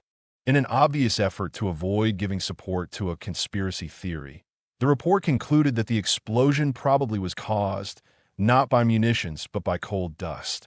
In the final analysis, it makes little difference whether the explosion was caused by munitions or cold dust. The fact that it could have been caused by munitions is sufficient for the case. A hurried cover-up, an official inquiry, under the direction of Lord Mersey, was held to determine the facts of the sinking and to place the blame. It was a rigged affair from the beginning.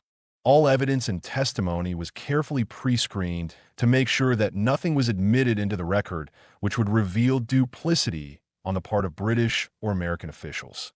Among the papers submitted to Lord Mersey prior to the hearings was one from Captain Richard Webb, one of the men chosen by the Navy to assist in the cover-up. It read, "I am directed by the Board of Admiralty to inform you that it is considered politically expedient that Captain Turner, the master of the Lusitania, be most prominently blamed for the disaster." The final report was a most interesting document. Anyone reading it without knowledge of the facts would conclude that Captain William Turner was to blame for the disaster. Even so, Mersey attempted to soften the blow. He wrote, "Blame ought not to be imputed to the captain. His omission to follow the advice in all respects cannot fairly be attributed either to negligence or incompetence."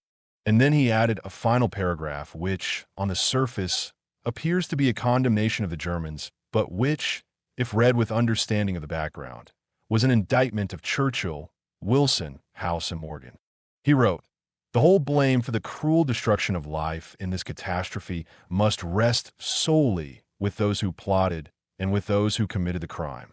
Did Lord Mersey know that there could be a dual meaning to his words? Perhaps not, but 2 days after delivering his judgment, he wrote to Prime Minister Asquith and turned down his fee for services.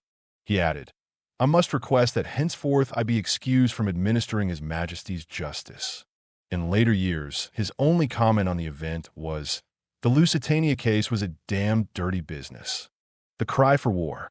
The purposes of the cabal would have been better served had an American ship been sunk by the Germans. But a British ship with 195 Americans drowned was sufficient to do the Joe wasted no time in whipping up public sentiment. Wilson sent a note of outraged indignation to the Imperial German government, and this was widely quoted in the press. By that time, Bryan had become completely disillusioned by the duplicity of his own government. On May 9th, he sent a dour note to Wilson. "Germany has a right to prevent contraband going to the Allies, and a ship carrying contraband should not rely upon passengers to protect her from attack. It would be like putting women and children in front of an army. This did not deter Wilson from his commitment. The first note was followed by an even stronger one with threatening overtones, which was intensely discussed at the cabinet meeting on the 1st of June. McAdoo, who was present at the meeting, says, "I remember that Bryan had little to say at this meeting. He sat throughout the proceedings with his eyes half closed most of the time. After the meeting, he told the president, as I learned later, that he could not sign the note." Bryan went on to say that he thought his usefulness as Secretary of State was over, and he proposed to resign. At the request of Wilson, McAdoo was dispatched to the Bryans' home to persuade the secretary to change his mind, lest his resignation be taken as a sign of disunity within the president's cabinet. Bryan agreed to think it over one more day, but the following morning, his decision remained firm. In his memoirs, annotated by his wife, Mrs. Bryan reveals that her husband could not sleep that night. He was so restless, I suggested that he read a little till he should become drowsy. He had in his handbag a copy of an old book printed in 1829 and called A Wreath of Appreciation of Andrew Jackson. He found it very interesting. What irony! In Chapter 17, we shall review the total war waged by President Jackson against the Bank of the United States, the predecessor of the Federal Reserve System, and we shall be reminded that it was Jackson who prophesied, "Is there no danger to our liberty and independence in a bank that in its nature has so little to bind it to our country? Is there not cause to tremble for the purity of our elections in peace and for the independence of our country in war? Controlling our currency, receiving our public monies, and holding thousands of our citizens in dependence, it would be more formidable and dangerous than a naval and military power of the enemy." One can only wonder what thoughts went through Bryan's mind as he recalled Jackson's warning and applied it to the artificially created war hysteria that, at that very moment, was being generated by the financial powers on Wall Street and at the newly created Federal Reserve. From England, Colonel House sent a telegram to President Wilson, which he, in turn, read to his cabinet. It became the genesis of thousands of newspaper editorials across the land. He said piously, "America has come to the parting of the ways, when she must determine whether she stands for civilized or uncivilized warfare. We can no longer remain neutral spectators. Our action in this crisis will determine the part we will play when peace is made, and how far we may influence a settlement for the lasting good of humanity. We are being weighed in the balance, and our position amongst nations is being assessed by mankind." Point 2 in another telegram 2 days later. House reveals himself as the master psychopolitician, playing on Wilson's ego like a violinist stroking the strings of a Stradivarius. He wrote, "If, unhappily, it is necessary to go to war, I hope you will give the world an exhibition of American efficiency that will be a lesson for a century or more. It is generally believed throughout Europe that we are so unprepared and that it would take so long to put our resources into action, that our entering would make but little difference. In the event of war, we should accelerate the manufacture of munitions to such an extent that we could supply not only ourselves but the Allies, and so quickly that the world would be astounded. Congress could not resist the combined pressure of the press and the president." On April 16, 1917, the United States officially declared war on the Axis powers. 8 days later, Congress dutifully passed the War Loan Act, which extended $1 billion in credit to the Allies. The first advance of $200 million went to the British the next day and was immediately applied as payment on the debt to Morgan. A few days later, $100 million went to France for the same purpose. But the drain continued. Within 3 months, the British had run up their overdraft with Morgan to $400 million, and the firm presented it to the government for payment. The Treasury, however, was unable to put its hands on that amount of money without jeopardizing its own spendable funds and, at first, refused to pay. The problem was quickly solved, however, through a maneuver described at some length in Chapter 10. The Federal Reserve System under Benjamin Strong simply created the needed money for the Mandrake mechanism. The Wilson administration found itself in an extremely awkward position, having to bail out J.P. Morgan, wrote Farrell, but Benjamin Strong offered to help Treasury Secretary McAdoo out of the difficulty. Over the following months in 1917 to 18, the Treasury quietly paid Morgan piecemeal for the overdraft. By the time the war was over, the Treasury had loaned a total of $9,466,000,000, including $2,170,000,000 given after the armistice. That was the cash flow they had long awaited. In addition to saving the Morgan loans, even larger profits were to be made from war production. The government had been secretly preparing for war for 6 months prior to the actual declaration. According to Franklin D. Roosevelt, then Assistant Secretary of the Navy Department began extensive purchasing of war supplies in the fall of 1916. Ferdinand Lundberg adds this perspective. By no accident, all the strategic government posts, notably those concerned with buying, were reserved for the Wall Street patriots. On the most vital appointments, Wilson consulted with Dodge, president of Rockefeller's National City Bank, who recommended the hitherto unknown Bernard Baruch, speculator in copper stocks, as chairman of the all-powerful War Industries Board. As head of the War Industries Board, Baruch spent government funds at the rate of $10 billion annually.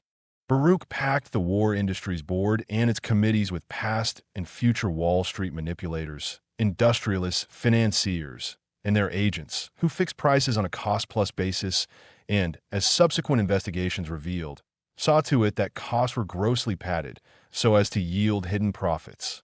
The American soldiers fighting in the trenches, the people working at home, the entire nation under arms, were fighting not only to subdue Germany, but to subdue themselves. That there is nothing metaphysical about this interpretation becomes clear when we observe that the total wartime expenditure of the United States government from April 6, 1917, to October 31, 1919, when the last contingent of troops returned from Europe, was $35,413,000,000.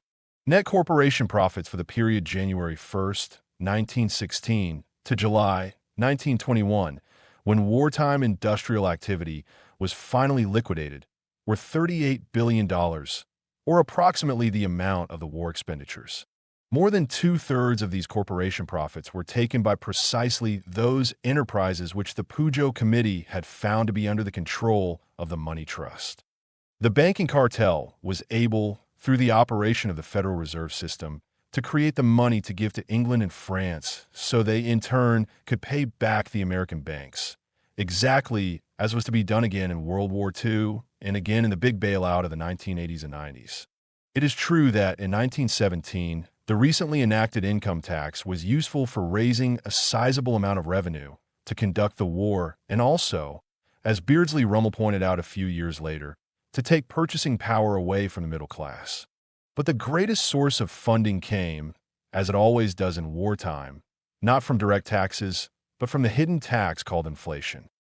That means Americans unknowingly paid to the government approximately 1/2 of every dollar that existed. And that was in addition to their taxes.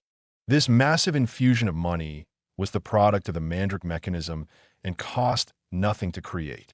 Yet the banks were able to collect interest on it all. The ancient partnership between the political and monetary scientists had performed its mission well. Summary: to finance the early stages of World War I, England and France had borrowed heavily from investors in America and had selected the House of Morgan as sales agent for their bonds. Morgan also acted as their U.S. purchasing agent for war materials, thus profiting from both ends of the cash flow, once when the money was borrowed and again when it was spent. Further profits were derived from production contracts placed with companies within the Morgan orbit. But the war began to go badly for the Allies when Germany's submarines took virtual control of the Atlantic shipping lanes. As England and France moved closer to defeat or a negotiated peace on Germany's terms, it became increasingly difficult to sell their bonds. No bonds meant no purchases, and the Morgan cash flow was threatened. Furthermore, if the previously sold bonds should go into default, as they certainly would in the wake of defeat, the Morgan Consortium would suffer gigantic losses. The only way to save the British Empire, to restore the value of the bonds, and to sustain the Morgan cash flow was for the United States government to provide the money. But since neutral nations were prohibited from doing that by treaty, America would have to be brought into the war. A secret agreement to that effect was made between British officials and Colonel House, with the concurrence of the president. From that point forward, Wilson began to pressure Congress for a declaration of war. This was done at the very time he was campaigning for re-election on the slogan, "He kept us out of war." Meanwhile, Morgan purchased control over major segments of the news media and engineered a nationwide editorial blitz against Germany, calling for war as an act of American patriotism. Morgan had created an international shipping cartel, including Germany's merchant fleet, which maintained a near monopoly on the high seas.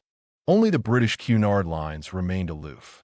The Lusitania was owned by Cunard and operated in competition with Morgan's cartel. The Lusitania was built to military specifications and was registered with the British Admiralty as an armed auxiliary cruiser. She carried passengers as a cover to conceal her real mission, which was to bring contraband war materials from the United States. This fact was known to Wilson and others in his administration, but they did nothing to stop it. When the German embassy tried to publish a warning to American passengers, the State Department intervened and prevented newspapers from printing it. When the Lusitania left New York Harbor on her final voyage, she was virtually a floating ammunition depot. The British knew that to draw the United States into the war would mean the difference between defeat and victory, and anything that could accomplish that was proper, even the coldly calculated sacrifice of one of her great ships with Englishmen aboard. But the trick was to have Americans on board also in order to create the proper emotional climate in the United States. As the Lusitania moved into hostile waters, where a German U-boat was known to be operating, First Lord of the Admiralty, Winston Churchill, ordered her destroyer protection to abandon her. This, plus the fact that she had been ordered to travel at reduced speed, made her an easy target. After the impact of one well-placed torpedo, a mighty second explosion from within ripped her apart, and the ship that many believed could not be sunk gurgled to the bottom in less than 18 minutes. The deed had been done, and it set in motion great waves of revulsion against the Germans. These waves eventually flooded through Washington and swept the United States into war. Within days of the declaration, Congress voted $1 billion in credit for England and France. $200 million was sent to England immediately and was applied to the Morgan account. The vast quantity of money needed to finance the war was created by the Federal Reserve System, which means it was collected from Americans through that hidden tax called inflation. Within just 5 years, this tax had taken fully one-half of all they had saved. The infinitely higher cost in American blood was added to the bill. Thus, it was that the separate motives of such diverse personalities as Winston Churchill, J.P. Morgan, Colonel House, and Woodrow Wilson all found common cause in bringing America into World War I. Churchill maneuvered for military advantage. Morgan sought the profits of war. House schemed for political power, and Wilson dreamed of a chance to dominate a post-war League of Nations. Chapter 13. Masquerade in Moscow. The secret society founded by Cecil Rhodes for the purpose of world dominion. The establishment in America of a branch of that group called the Council on Foreign Relations. The role played by financiers representing both of these groups in financing the Russian Revolution. The use of the Red Cross mission in Moscow as a cover for that maneuver. One of the greatest myths of contemporary history is that the Bolshevik Revolution in Russia was a popular uprising of the downtrodden masses against the hated ruling class of the Tsars. As we shall see, however, the planning, the leadership, and especially the financing came entirely from outside Russia, mostly from financiers in Germany, Britain, and the United States. Furthermore, we shall see that the Rothschild formula played a major role in shaping these events. This amazing story begins with the war between Russia and Japan in 1904. Jacob Schiff, who was head of the New York investment firm of Kuhn, Loeb, and Company, had raised the capital for large war loans to Japan. It was due to this funding that the Japanese were able to launch a stunning attack against the Russians at Port Arthur and, the following year, to virtually decimate the Russian fleet. In 1905, the Mikado awarded Jacob Schiff a medal, the Second Order of the Treasure of Japan, in recognition of his important role in that campaign. During the 2 years of hostilities, thousands of Russian soldiers and sailors were taken as prisoners. Schiff paid for the printing of 1.5 tons of Marxist propaganda and had it delivered to the prison camps. He also sent scores of Russian-speaking revolutionaries trained in New York to distribute the pamphlets among the prisoners and to indoctrinate them into rebellion against their own government. When the war was ended, 50,000 officers and enlisted men returned home to become virtual seeds of treason against the Tsar. They were to play a major role a few years later in creating mutiny among the military during the communist takeover of Russia. Trotsky was Schiff's agent. One of the best-known Russian revolutionaries at that time was Leon Trotsky. In January of 1916, Trotsky was expelled from France and came to the United States at the invitation of Schiff.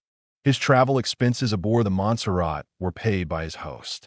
He remained for several months while writing for a Russian socialist paper, the Novy Mir, New World, and giving revolutionary speeches at mass meetings in New York City. According to Trotsky himself, on many occasions a chauffeured limousine was placed at the service of his family by a wealthy friend identified as Dr. M. In his book, My Life, Trotsky wrote, "The doctor's wife took my wife and the boys out driving and was very kind to them. But she was a mere mortal, whereas the chauffeur was a magician, a titan, a superman. With the wave of his hand, he made the machine obey his slightest command. To sit beside him was the supreme delight. When they went into a tea room, the boys would anxiously demand of their mother, 'Why doesn't the chauffeur come in?' It must have been a curious sight to see the family of the great socialist radical, defender of the working class, enemy of capitalism, enjoying the pleasures of tea rooms and chauffeurs, the very symbols of capitalist luxury. In any event, it is now known that almost all of his expenses in New York, including the mass rallies, were paid for by Jacob Schiff. On March 23, 1917, a mass meeting was held at Carnegie Hall to celebrate the abdication of Nicholas H., which meant the overthrow of Tsarist rule in Russia. Thousands of socialists, Marxists, nihilists, and anarchists attended to cheer the event. The following day, there was published on page 2 of the New York Times a telegram from Jacob Schiff, which had been read to this audience.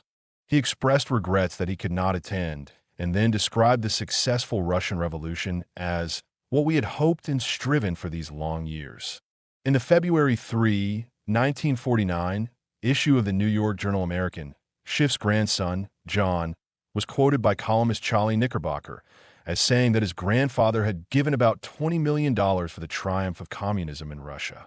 When Trotsky returned to Petrograd in May of 1917 to organize the Bolshevik phase of the Russian Revolution, he carried $10,000 for travel expenses, a generously ample fund considering the value of the dollar at that time. The amount is known with certainty because Trotsky was arrested by Canadian and British naval personnel when the ship on which he was traveling, the SS Christiania Ford, put in at Halifax. The money in his possession is now a matter of official record. Because Trotsky was a known enemy of the Tsar, and because Germany was then at war with Russia, it was assumed that the $10,000 was German money given to him in New York. The evidence, however, is that this, too, came from Kuhn, Loeb, and Company. Trotsky was not arrested on a whim. He was recognized as a threat to the best interests of England, Canada's mother country in the British Commonwealth. Russia was an ally of England in the First World War, which then was raging in Europe. Anything that would weaken Russia, and that certainly included internal revolution, would be, in effect, to strengthen Germany and weaken England. In New York, on the night before his departure, Trotsky had given a speech in which he said, "I am going back to Russia to overthrow the provisional government and stop the war with Germany." Trotsky, therefore, represented a real threat to England's war effort. He was arrested as a German agent and taken as a prisoner of war. With this in mind, we can appreciate the great strength of those mysterious forces, both in England and the United States, that intervened on Trotsky's behalf. Immediately, telegrams began to come into Halifax from such divergent sources as an obscure attorney in New York City, from the Canadian Deputy Postmaster General, and even from a high-ranking British military officer, all inquiring into Trotsky's situation and urging his immediate release. The head of the British Secret Service in America at the time was Sir William Wiseman, who, as fate would have it, occupied the apartment directly above the apartment of Edward Mandell House, and who had become fast friends with him. House advised Wiseman that President Wilson wished to have Trotsky released. Wiseman advised his government, and the British Admiralty issued orders on April 21st that Trotsky was to be sent on his way. It was a fateful decision that would affect not only the outcome of war, but the future of the entire world. Schiff was not alone. It would be a mistake to conclude that Jacob Schiff acted alone in his drama.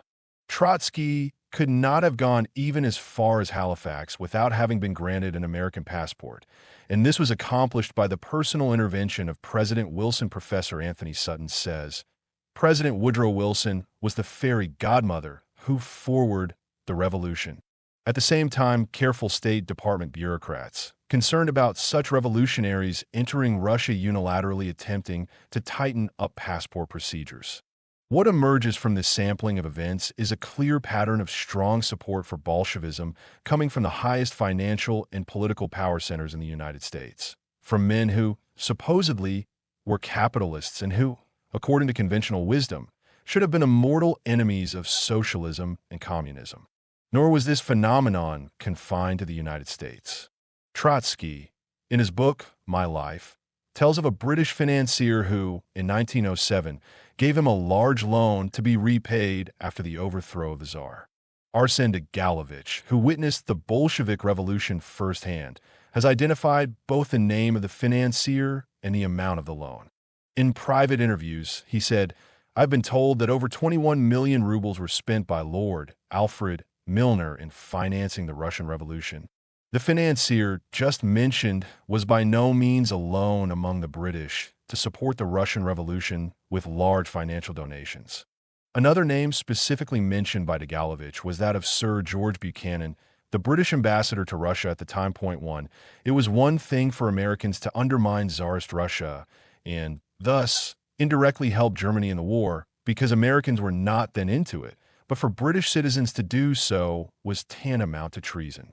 To understand what higher loyalty compelled these men to betray their battlefield ally and to sacrifice the blood of their own countrymen, we must take a look at the unique organization to which they belonged.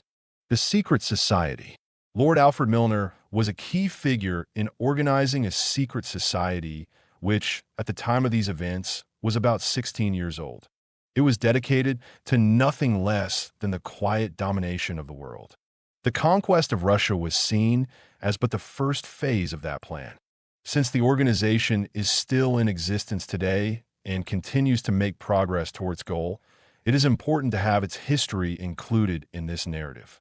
One of the most authoritative reference works on the history of this group is Tragedy and Hope by Dr. Carroll Quigley.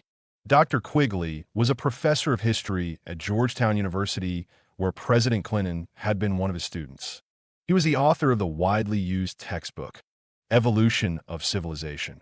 He was a member of the editorial board of the monthly periodical Current History, and he was a frequent lecturer and consultant for such groups as the Industrial College of the Armed Forces, the Brookings Institution, the U.S. Naval Weapons Laboratory, the Naval College, the Smithsonian Institute, and the State Department. But Dr. Quigley was no mere academic. He also had been closely associated with many of the family dynasties of the super-rich. He was, by his own boast, an insider with a front-row view of the world's money power structure. When Dr. Quigley wrote his scholarly 1,300-page book of DRV history, tea was not intended for the masses. It was to be read by the intellectual elite, and to that select readership he cautiously exposed one of the best-kept secrets of all time. He also made it dear, however, that he was a friendly apologist for this group and that he supported its goals and purposes. Dr. Quigley said, I know of the operation of this network because I have studied it toward 20 years and was permitted for 2 years in the 1960s to examine its papers and secret records. I have no aversion to it or to most of its aims and have, for much of my life, been close to it and to many of its instruments. In general, My chief difference of opinion is that I unknown. As mentioned, Quigley's book was intended for an elite reader, ship composed of scholars and network insiders. But, unexpectedly, it began to be quoted in the journals of the John Birch Society, which correctly had perceived that his work provided a valuable insight to the inner workings of a hidden power structure. That exposure triggered a large demand for the book by people who were opposed to the network and curious to see what an insider had to say about it. That was not according to the original plan. What happened next is best described by Quigley himself. In a personal letter dated December 9, 1975, he wrote, "Thank you for your praise of Tragedy and Hope, a book which has brought me headaches as it apparently says something which powerful people do not want known. My publisher stopped selling it in 1968 and told me he would reprint, but in 1971 he told my lawyer that they had destroyed the plates in 1968. The rare book price went to $135. Error parts were reprinted in violation of copyright, but I could do nothing because I believed the publisher, and he would not take action even when a pirate copy of the book appeared.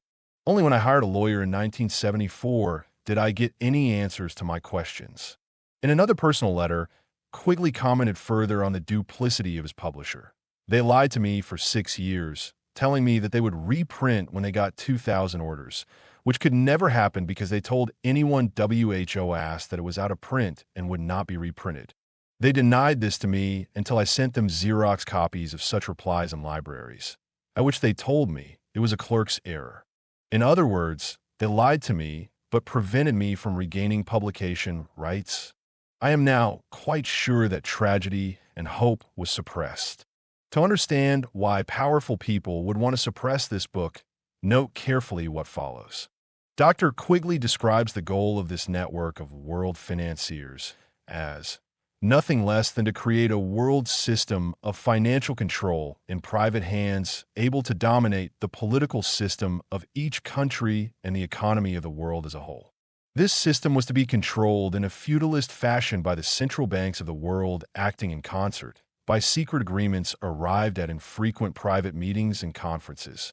Each central bank, in the hands of men like Montague Norman of the Bank of England, Benjamin Strong of the New York Federal Reserve Bank, Charles Rist of the Bank of France, and Jalmar Schacht of the Reichsbank, sought to dominate its government by its ability to control treasury loans, to manipulate foreign exchanges, to influence the level of economic activity in the country, and to influence cooperative politicians by subsequent economic rewards in the business world. That is the information that powerful people do not want the common man to know. Notice that Quigley refers to this group as a network. That is a precise choice of words, and it is important to an understanding of the forces of international finance. The network to which he refers is not the secret society. It is no doubt directed by it, and there are society members in key positions within the network, but we can be sure that there are many in the network who have little or no knowledge of hidden control. To explain how this can be possible, let us turn to the origin and growth of the secret society itself. Ruskin, Rhodes, and Milner.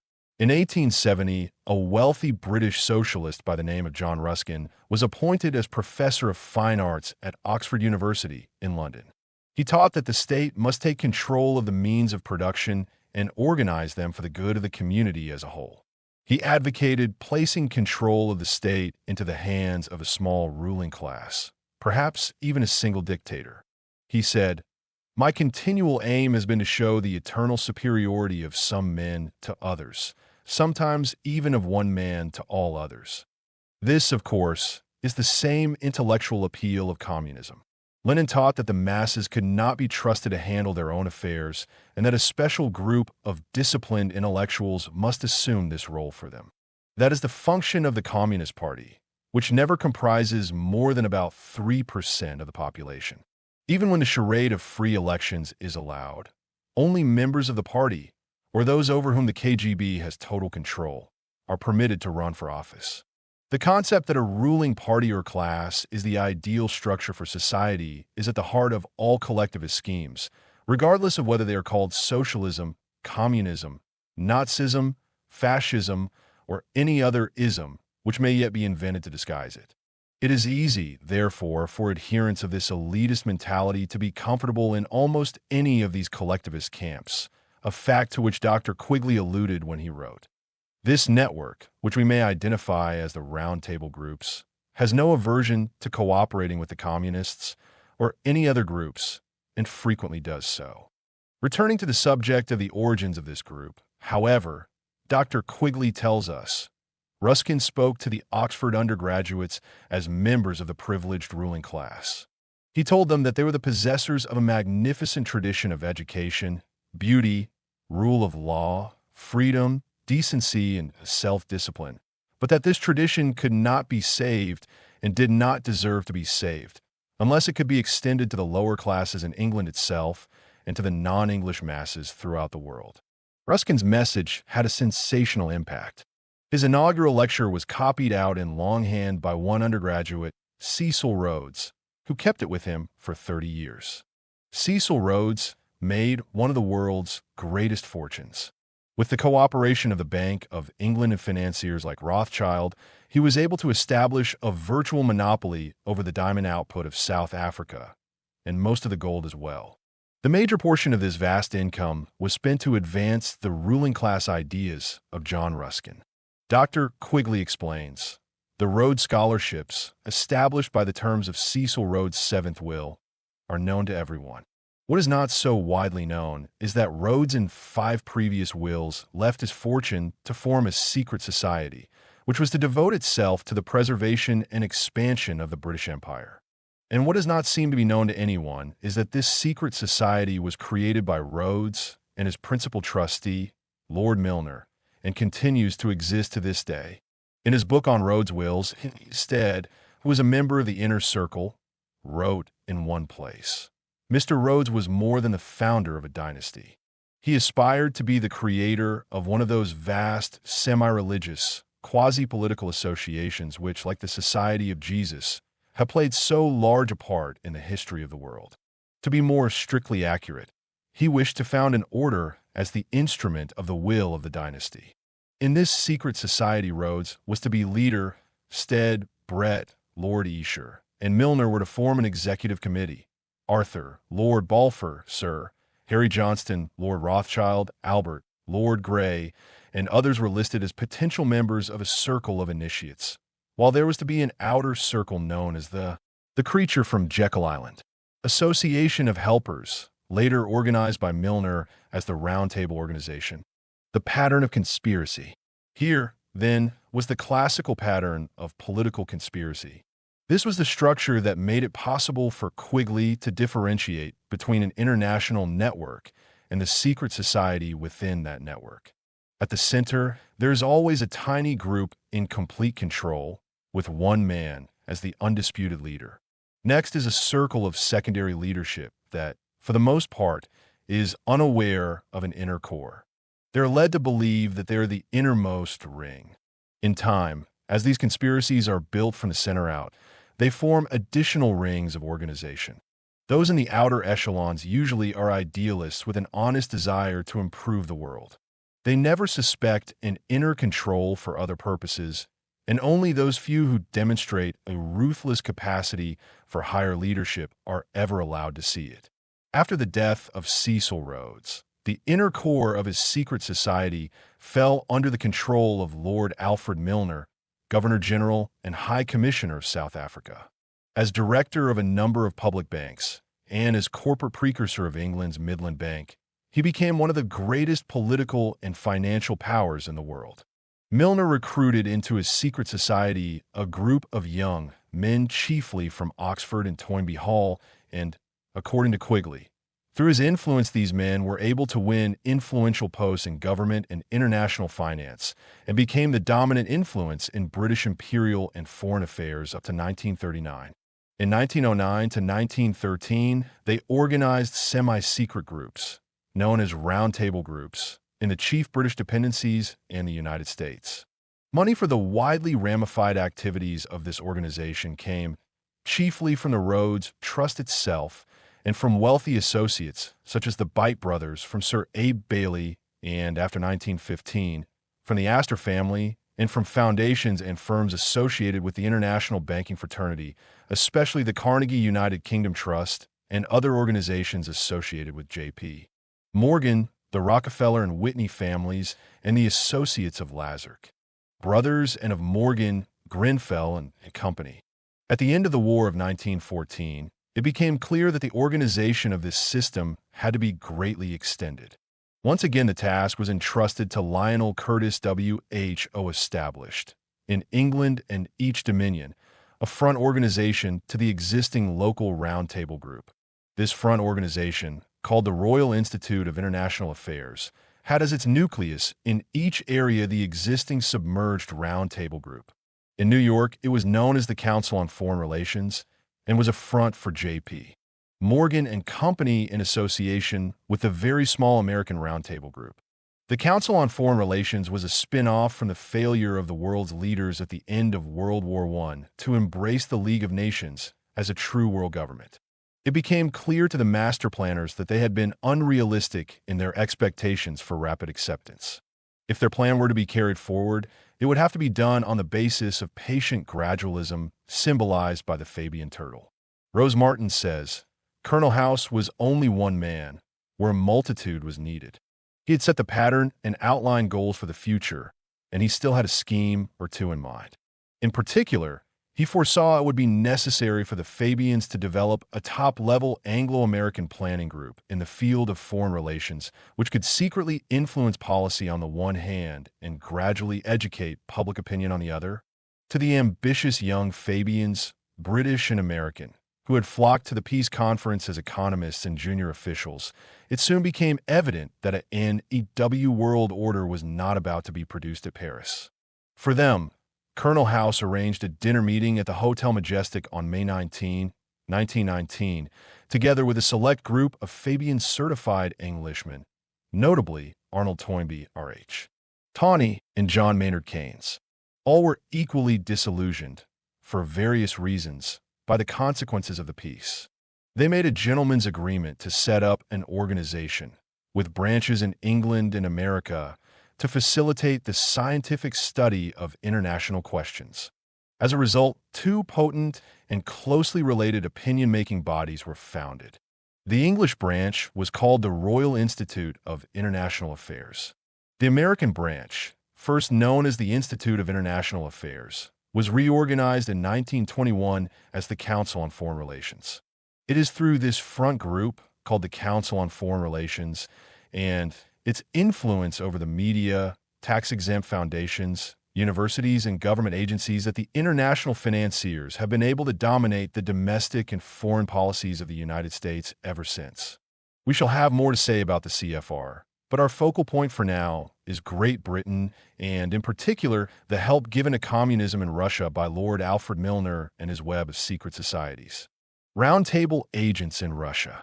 In Russia, prior to and during the revolution, there were many local observers, tourists, and newsmen who reported that British and American agents were everywhere, particularly in Petrograd, providing money for insurrection. One report said, for example, that British agents were seen handing out 25-ruble notes to the men at the Pavlovsky Regiment just a few hours before it mutinied against its officers and sided with the revolution. Roundtable members were once again working both sides of the conflict to weaken and topple a target government. Tsar Nicholas had every reason to believe that, since the British were Russia's allies in the war against Germany, British officials would be the last persons on earth to conspire against him.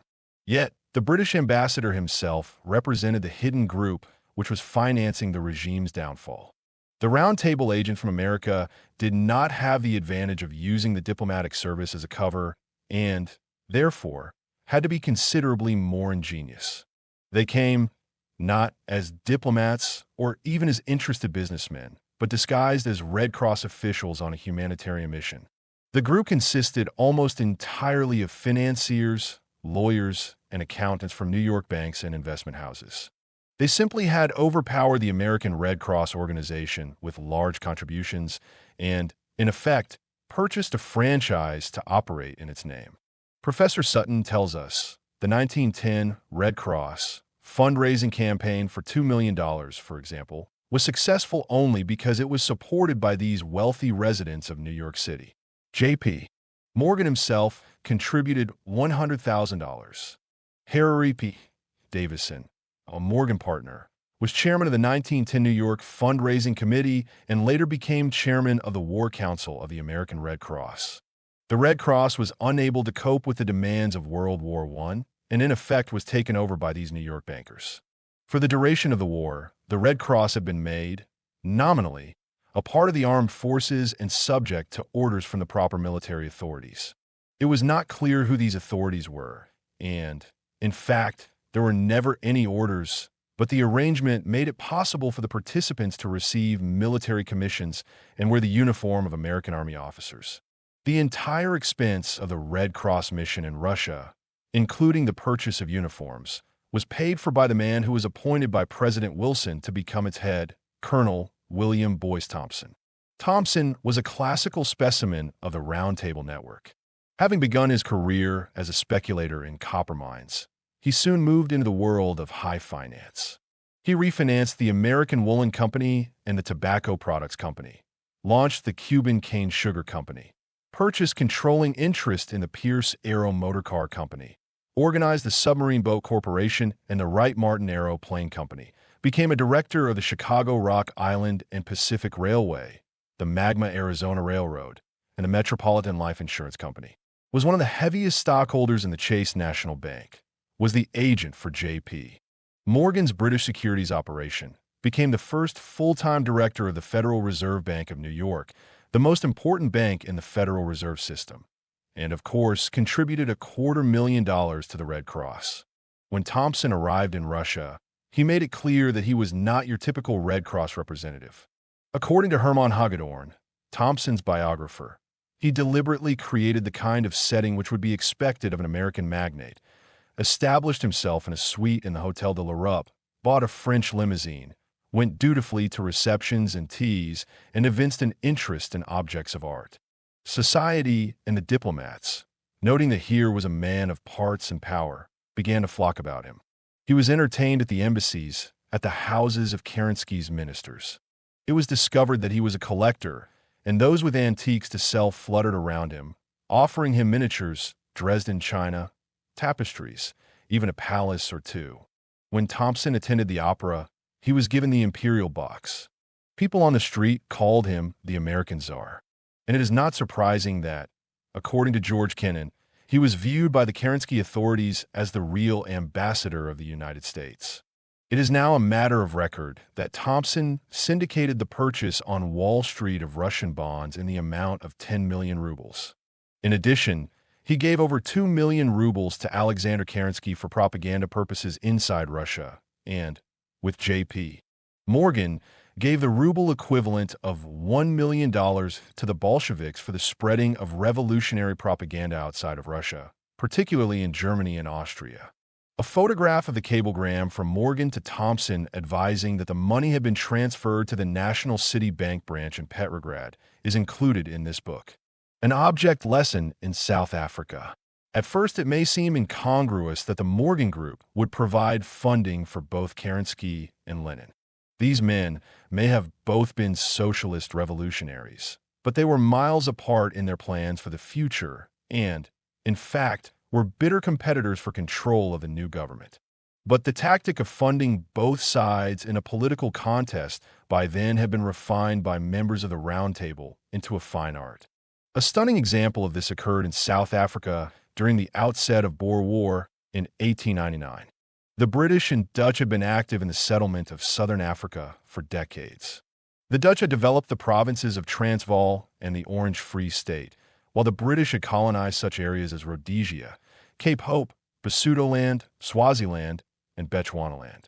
Conflict was inevitable between these two groups of settlers whenever they found themselves in competition for the resources of the same territory.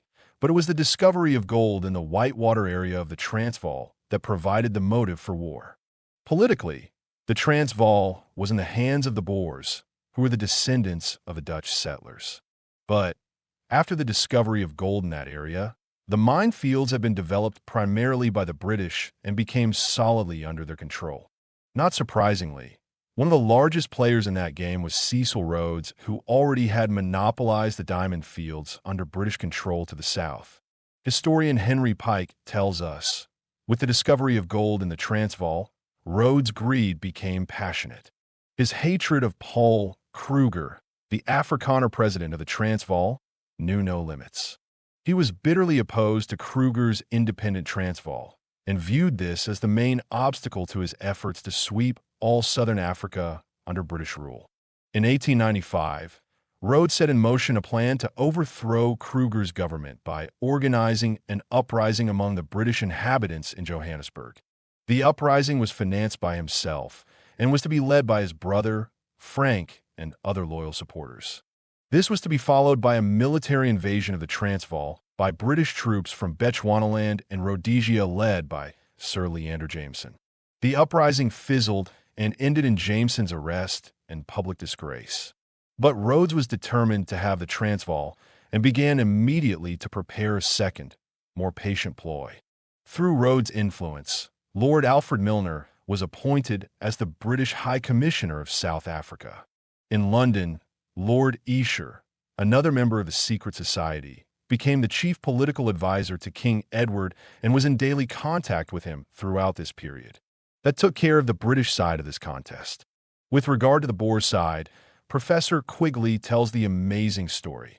By a process whose details are still obscure, a brilliant young graduate of Cambridge, Jan Smuts, who had been a vigorous supporter of Rhodes and acted as his agent in Kimberley, South Africa's largest diamond mine, as late as 1895, and who was one of the most important members of the Rhodes-Milner Group in the period 1908 to 1950, went to the Transvaal and, by violent anti-British agitation, became state secretary of that country, although a British subject, and chief political advisor to President Kruger. Milner made provocative troop movements on the Boer frontiers in spite of the vigorous protests of his commanding general in South Africa, who had to be removed. And, finally, war was precipitated when Smuts drew up an ultimatum insisting that the British troop movement cease, and when this was rejected by Milner. And so, as a result of careful engineering by round table members on both sides, one making outrageous demands and the other responding to those demands in pretended indignation, the war finally began with a British invasion in October of 1899. After 5 years of fierce fighting, the Boers were forced to surrender, and Milner administered the former republic as a militarily occupied territory. Round Table members, known to the public as Milner's kindergarten, were placed in all key government posts, and the gold fields were finally secured, placing bets on all horses. On the other side of the world, in New York City, the same tactic of playing both sides against each other was being applied with brilliant precision by Round Table member J.P. Morgan. Professor Quigley tells us, to Morgan, all political parties were simply organizations to be used, and the firm always was careful to keep a foot in all camps. Morgan himself, Dwight Morrow, and other partners were allied with Republicans. Russell C. Leffingwell was allied with the Democrats. Grayson Murphy was allied with the extreme right, and Thomas W. Lamont was allied with the left. Although it is true that Thomas Lamont was the father of Corliss Lamont, a well-known communist, and was himself widely regarded as a man of leftist persuasions, it must also be remembered that he felt equally at home among the fascists and, in fact, served as an unofficial business consultant for Mussolini in the 1920s. At the same time that Morgan was funding pro-Bolshevik groups, he founded what was probably the most virulent anti-Bolshevik organization ever to exist in America. It was called United Americans, and it set about to frighten everyone into believing that a red mob was at that very moment poised to capture New York City. It issued shocking reports warning about a pending financial collapse, widespread starvation, and a desperate working class being maneuvered into accepting communist slogans and rhetoric as a last resort. Ironically, the officers of this organization were Alan Walker of the Guarantee Trust Company, which was then acting as the Soviets' fiscal agent in the U.S., Daniel Willard, president of the Baltimore and Ohio Railway, which was then active in the development of Soviet railways, H.H. Westinghouse of Westinghouse Air Brake Company, which was then operating a major plant in Russia, and Otto H. Kahn of Kuhn, Loeb and Company, which was one of the principal financial backers of the fledgling Soviet regime. Even inside Russia itself, the Round Table was spreading its bets. In addition to the funding previously mentioned, which was given to the Bolsheviks and to their opponents, the Mensheviks, Morgan also financed the military forces of Admiral Kolchak, who was fighting against the Bolsheviks in Siberia. Not surprisingly, Kolchak also received funding from a consortium of British financiers, including Alfred Milner. It is commonly stated that the original intent of the Red Cross mission to Moscow was to prevent the Russian government from making a separate peace with Germany, which would release German troops to fight against England and France.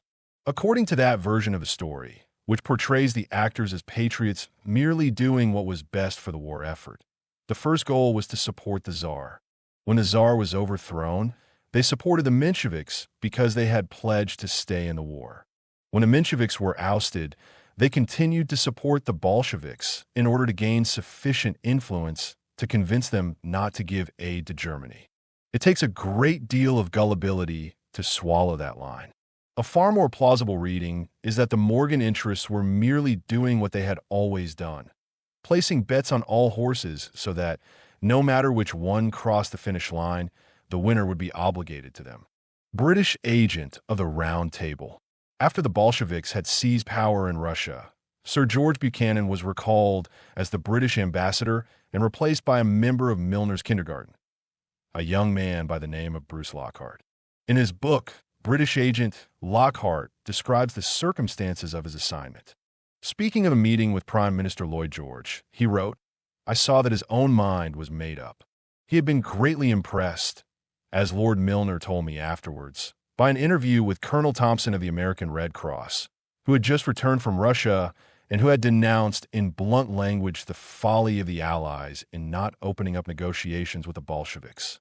3 days later, all my doubts were put at rest.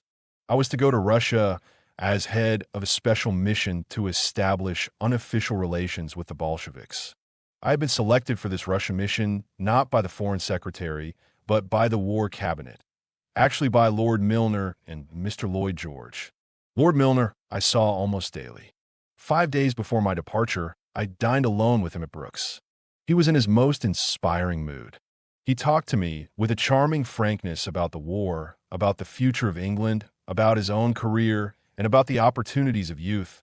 He was, too, very far from being the jingo and the conservative reactionary whom popular opinion at one time represented him to be.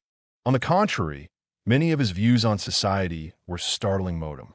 He believed in the highly organized state, in which service, efficiency, and hard work were more important than titles or money bags. American agent of the Round Table. When Thompson returned to the United States, the man he selected to replace himself as head of the American Red Cross mission was his second-in-command, Raymond Robbins. Not much is known about Robbins, except that he was the protege of Colonel Edward Mandell House, and he might have remained an obscure player in this drama had it not been for the fact that he became one of the central characters in Bruce Lockhart's book. It is there that we get this inside view. Another new acquaintance of these first days in the Bolshevized St. Petersburg was Raymond Robbins, the head of the American Red Cross mission. He had been a leading figure in Roosevelt's Bull Moose campaign for the American presidency in 1912. Although a rich man himself, he was an anti-capitalist. Hitherto, his two heroes, H.A.D. been Roosevelt and Cecil Rhodes. Now Lenin, H.A.D. captured his imagination. Robbins was the only man whom Lenin was always willing to see, and W.H.O. ever succeeded in imposing his own personality on the unemotional Bolshevik leader. In a less official sense, Robbins had a similar mission to my own. He was the intermediary between the Bolsheviks and the American government, and had set himself the task of persuading President Wilson to recognize the Soviet regime. What an amazing revelation is contained in those words. First, we learn that Robbins was a leader in the team effort that threw the election of 1912 to Woodrow Wilson. Then we learn that he was an anti-capitalist. Third, we discover that an anti-capitalist can hero worship Cecil Rhodes. Then we see the tremendous power he wielded over Lenin. And finally, we are told that, although he was part of a private group financed by Wall Street bankers, He was in reality the intermediary between the Bolsheviks and the American government. Want to look in vain for a better summary. The fact that Cecil Rhodes was one of Robin's great heroes has special significance for this story. It was not merely an intellectual infatuation from college days. On the night before he left Russia, Robbins dined with Lockhart. Describing the occasion, Lockhart says, "He had been reading Rhodes' life, and after dinner he gave us a wonderful exposition of Rhodes' character." Thus, both Lockhart and Robbins were dedicated disciples of Cecil Rhodes, and both were undoubtedly part of the international network to which Professor Quigley alluded, possibly even members of the Round Table. Lockhart reported to the British group while Robbins reported to the American group, but both were clearly working for identical objectives and doing the work of the unseen hand. The Bolsheviks were well aware of the power these men represented, and there was no door closed to them. They were allowed to attend meetings of the Central Executive Committee 1 and were consulted regarding important decisions. But perhaps the best way to appraise the extent of the influence these capitalists had over the anti-capitalists is to let Lockhart tell his own story. In his memoirs, he wrote, "I returned from our interview to our flat to find an urgent message from Robbins requesting me to come to see him at once. I found I'm in a state of great agitation. He had been in conflict with Sakand, a nephew of Trotsky and then assistant commissar for foreign affairs. Sakand had been rude, and the American, who had a promise from Lenin that, whatever happened, a train would always be ready for I'm at an hour's notice, was determined to exact an apology or to leave the country. When I arrived, he had just finished telephoning to Lenin. He had delivered his ultimatum, and Lenin had promised to give a reply within 10 minutes. I waited while Robbins fumed. Then the telephone rang, and Robbins picked up the receiver. Lenin had capitulated. Sakand was dismissed from his post, but he was an old member of the party. Would Robbins have any objection if Lenin sent him as a Bolshevik emissary to Bern? Robbins smiled grimly. "Thank you, Mr. Lenin," he said. "As I can't send the son of a bitch to hell, bum is the next best thing you can do with him." Such was the raw power over the leaders of communism that was concealed behind the innocent facade of the American Red Cross mission. And yet, the world, even today, has no inkling of its reality. It has been a carefully guarded secret, and even many of those who were close to it were unable to see it. The assistant to William Thompson in Russia was Cornelius Kelleher. In later years, reflecting on the naivete of Dr. Franklin Billings, who was head of the mission's medical team, Kelleher wrote, "Poor Mr. Billings believed he was in charge of a scientific mission for the relief of Russia. He was in reality nothing but a mask. The Red Cross complexion of the mission was nothing but a mask. The purpose of a mask, of course, is to conceal. And so we are led to ask the question, what was behind that mask? What were the true motives and goals of the masqueraders? We shall turn to that subject next. Summary. The Bolshevik Revolution was not a spontaneous uprising of the masses.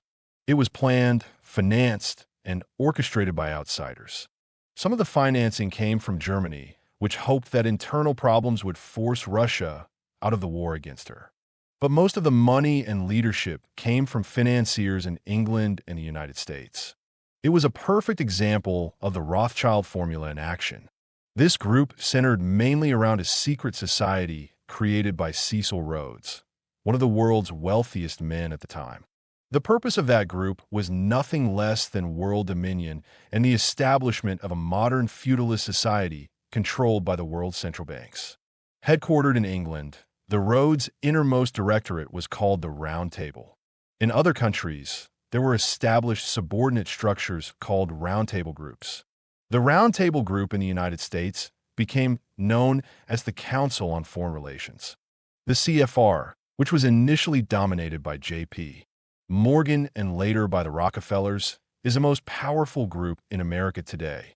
It is even more powerful than the federal government because almost all of the key positions in government are held by its members.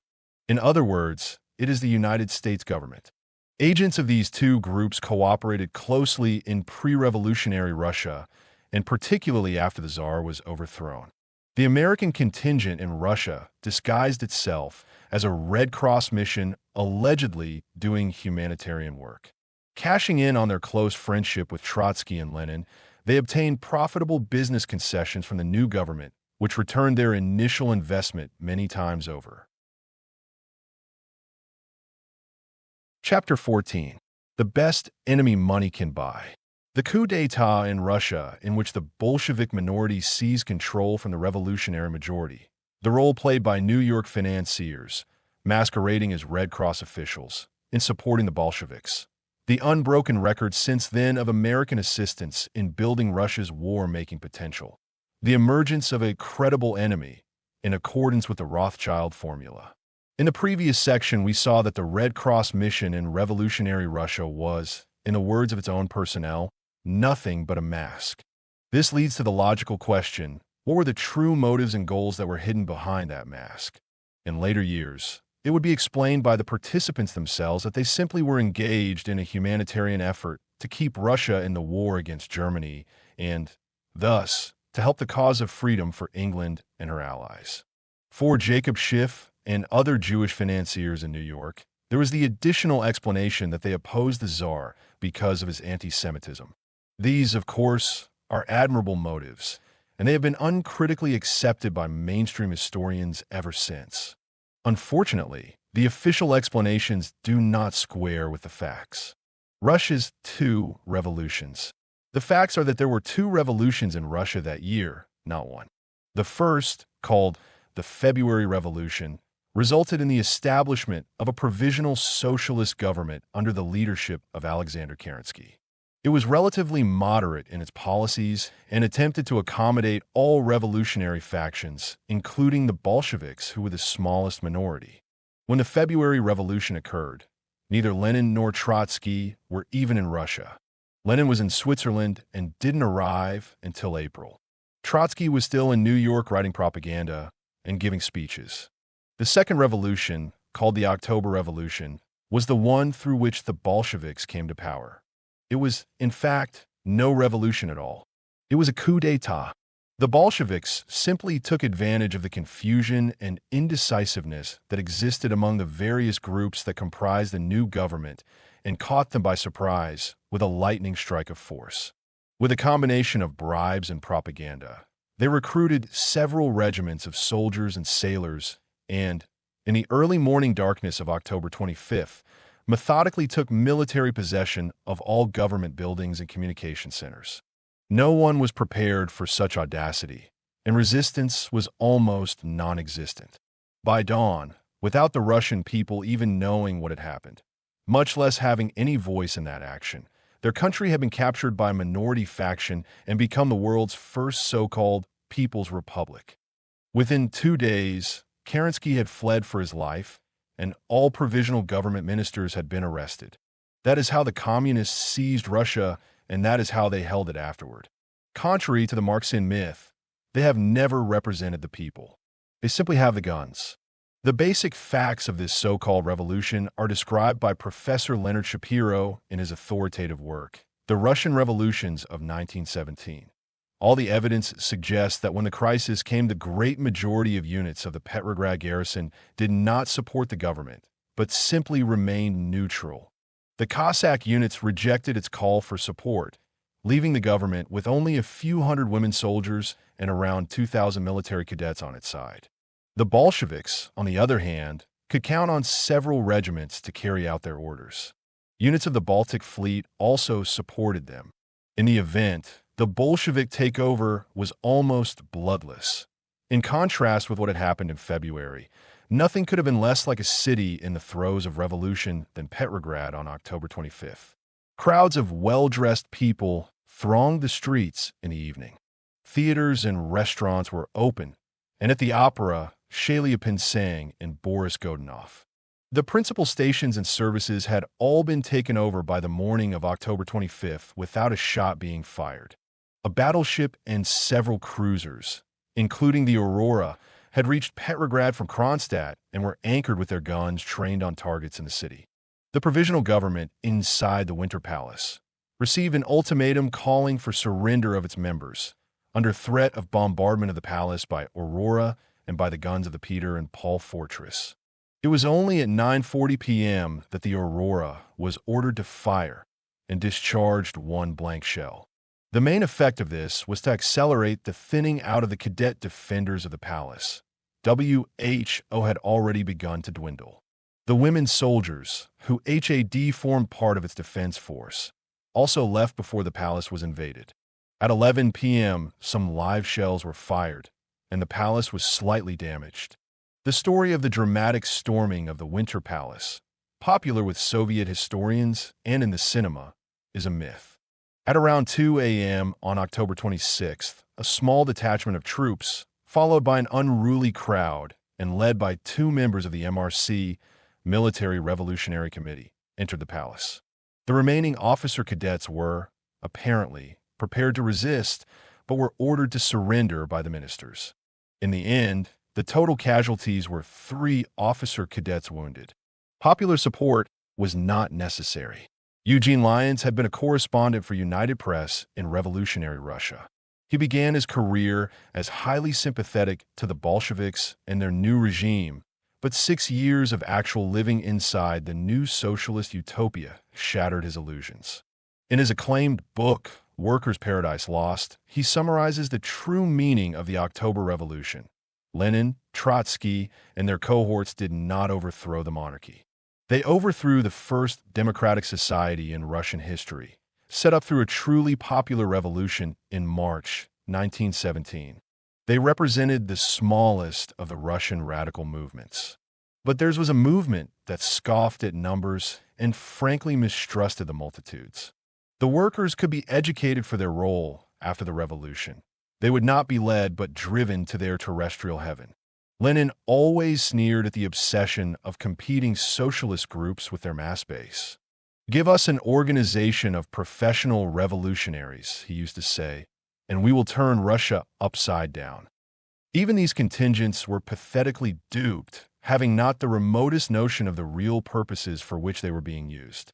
They were striking out, they thought, for the multi-party Soviets, for freedom, equality, and other goals which their organizers regarded as emotional garbage. On the brink of the dictatorship, Lenin dared to promise that the state will fade away since all need of force will vanish. Not at some remote future, but at once. The proletarian state begins to wither immediately after its triumph. For in a classless society, a state is unnecessary and impossible. Soviet power is a new kind of state in which there is no bureaucracy, no police, no standing army. Also, as long as the state exists, there is no freedom. When there is freedom, there will be no state. Within a few months after they attained power, most of the Tsar's practices the Leninists had condemned were revived, usually in more ominous forms. Political prisoners, convictions without trial and without the formality of charges, savage persecution of dissenting views, death penalties for more varieties of crime than in any other modern nation. The rest were put into effect in the following years, including the suppression of all other parties, restoration of the internal passport, a state monopoly of the press, along with repressive practices the monarchy had outlived for a century or more. All of this, of course, is a departure from the main narrative, but it has been necessary to illustrate a fact that has been obscured by the passage of time and the acceptance of myth by mainstream historians. The fact is that Lenin and Trotsky were not sent to Russia to overthrow the anti-Semitic Tsar.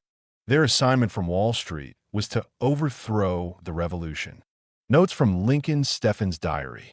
That this was the prevailing motive of the New York money powers was clearly brought to light in the diary of Lincoln Steffens, one of America's best-known leftist writers of that time. Steffens was on board the SS Christianiaford when Trotsky was taken off and arrested in Halifax.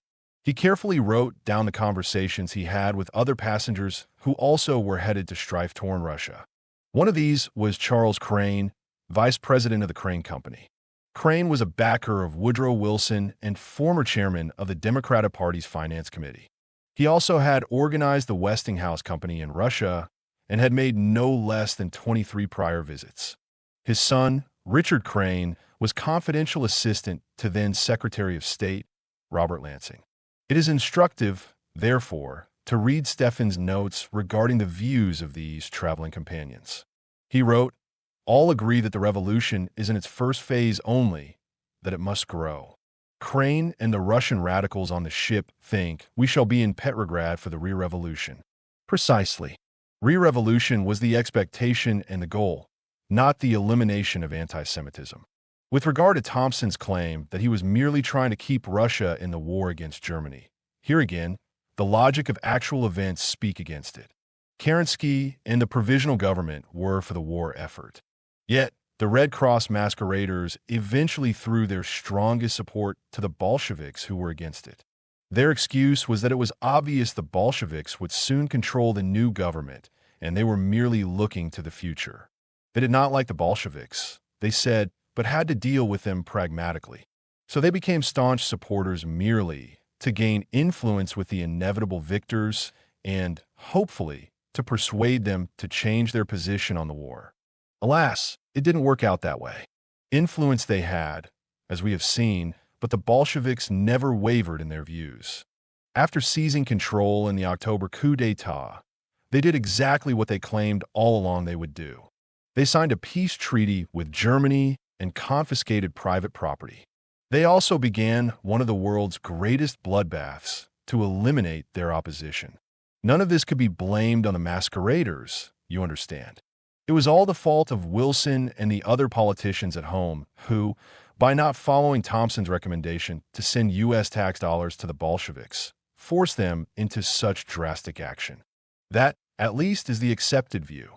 In reality, a Bolshevik victory at that time was anything but certain, and there was little reason, beyond the support given by the New York financiers themselves, to believe they would become the dominant voice of Russia. But, even if we grant the assumption that these men were unusually astute political observers who were truly able to foresee the future course, we are still faced with serious obstacles, not the least of which are the thoughts and words of the masqueraders themselves. For example, in February of 1918, Arthur Bullard was in Russia as head of the Russian branch of the Committee on Public Information, which was the war propaganda arm of the U.S. government. Bullard was aptly described by historian George Kennan as a liberal socialist, freelance writer, and private eye of Colonel House. 1. In his official capacity, he had many occasions to consult with Raymond Robbins, and, in a report describing one of these conversations, Bullard wrote, he, Robbins, had one or two reservations. In particular, that recognition of the Bolsheviks was long overdue, that it should have been effected immediately, and that had the U.S. so recognized the Bolsheviks. I believe that we would now be in control of the surplus resources of Russia and have control officers at all points on the frontier. Wolves behind the mask. The following year, the U.S. Senate conducted an investigation into the role played by prominent American citizens in supporting the Bolsheviks' rise to power. One of the documents entered into the record was an early communiqué from Robbins to Bruce Lockhart. In it, Robbins said, "You will hear it said that I am an agent of Wall Street, that I am the servant of William B. Thompson to get Altai copper for him, that I've already got 500,000 acres of the best timberland in Russia for myself, that I have already copped off the Trans-Siberian Railway, that they have given me a monopoly of the platinum in Russia, that this explains my working for the Soviet. You will hear that talk now. I do not think it is true, Commissioner, but let us assume it is true. Let us assume that I am here to capture Russia for Wall Street and American businessmen. Let us assume that you are a British wolf and I aren't an American wolf, and that when this war is over, we're going to eat each other up for the Russian market. Let us do so in perfectly frank man fashion, but let us assume at the same time that we are fairly intelligent wolves, and that we know that if we do not hunt together in this hour, the German wolf will eat us both up." Professor Sutton has placed all this into perspective. In the following passage, he is speaking specifically about William Thompson, but his remarks apply with equal force to Robbins and all of the other financiers who were part of the Red Cross mission in Russia. Thompson's motives were primarily financial and commercial. Specifically, Thompson was interested in the Russian market and how this market could be influenced, diverted, and captured for post-war exploitation by a Wall Street syndicate or syndicates. Certainly, Thompson viewed Germany as an enemy, but less a political enemy than an economic or a commercial enemy. German industry and German banking were the real enemy. To outwit Germany, Thompson was willing to place seed money on any political power vehicle that would achieve his objective.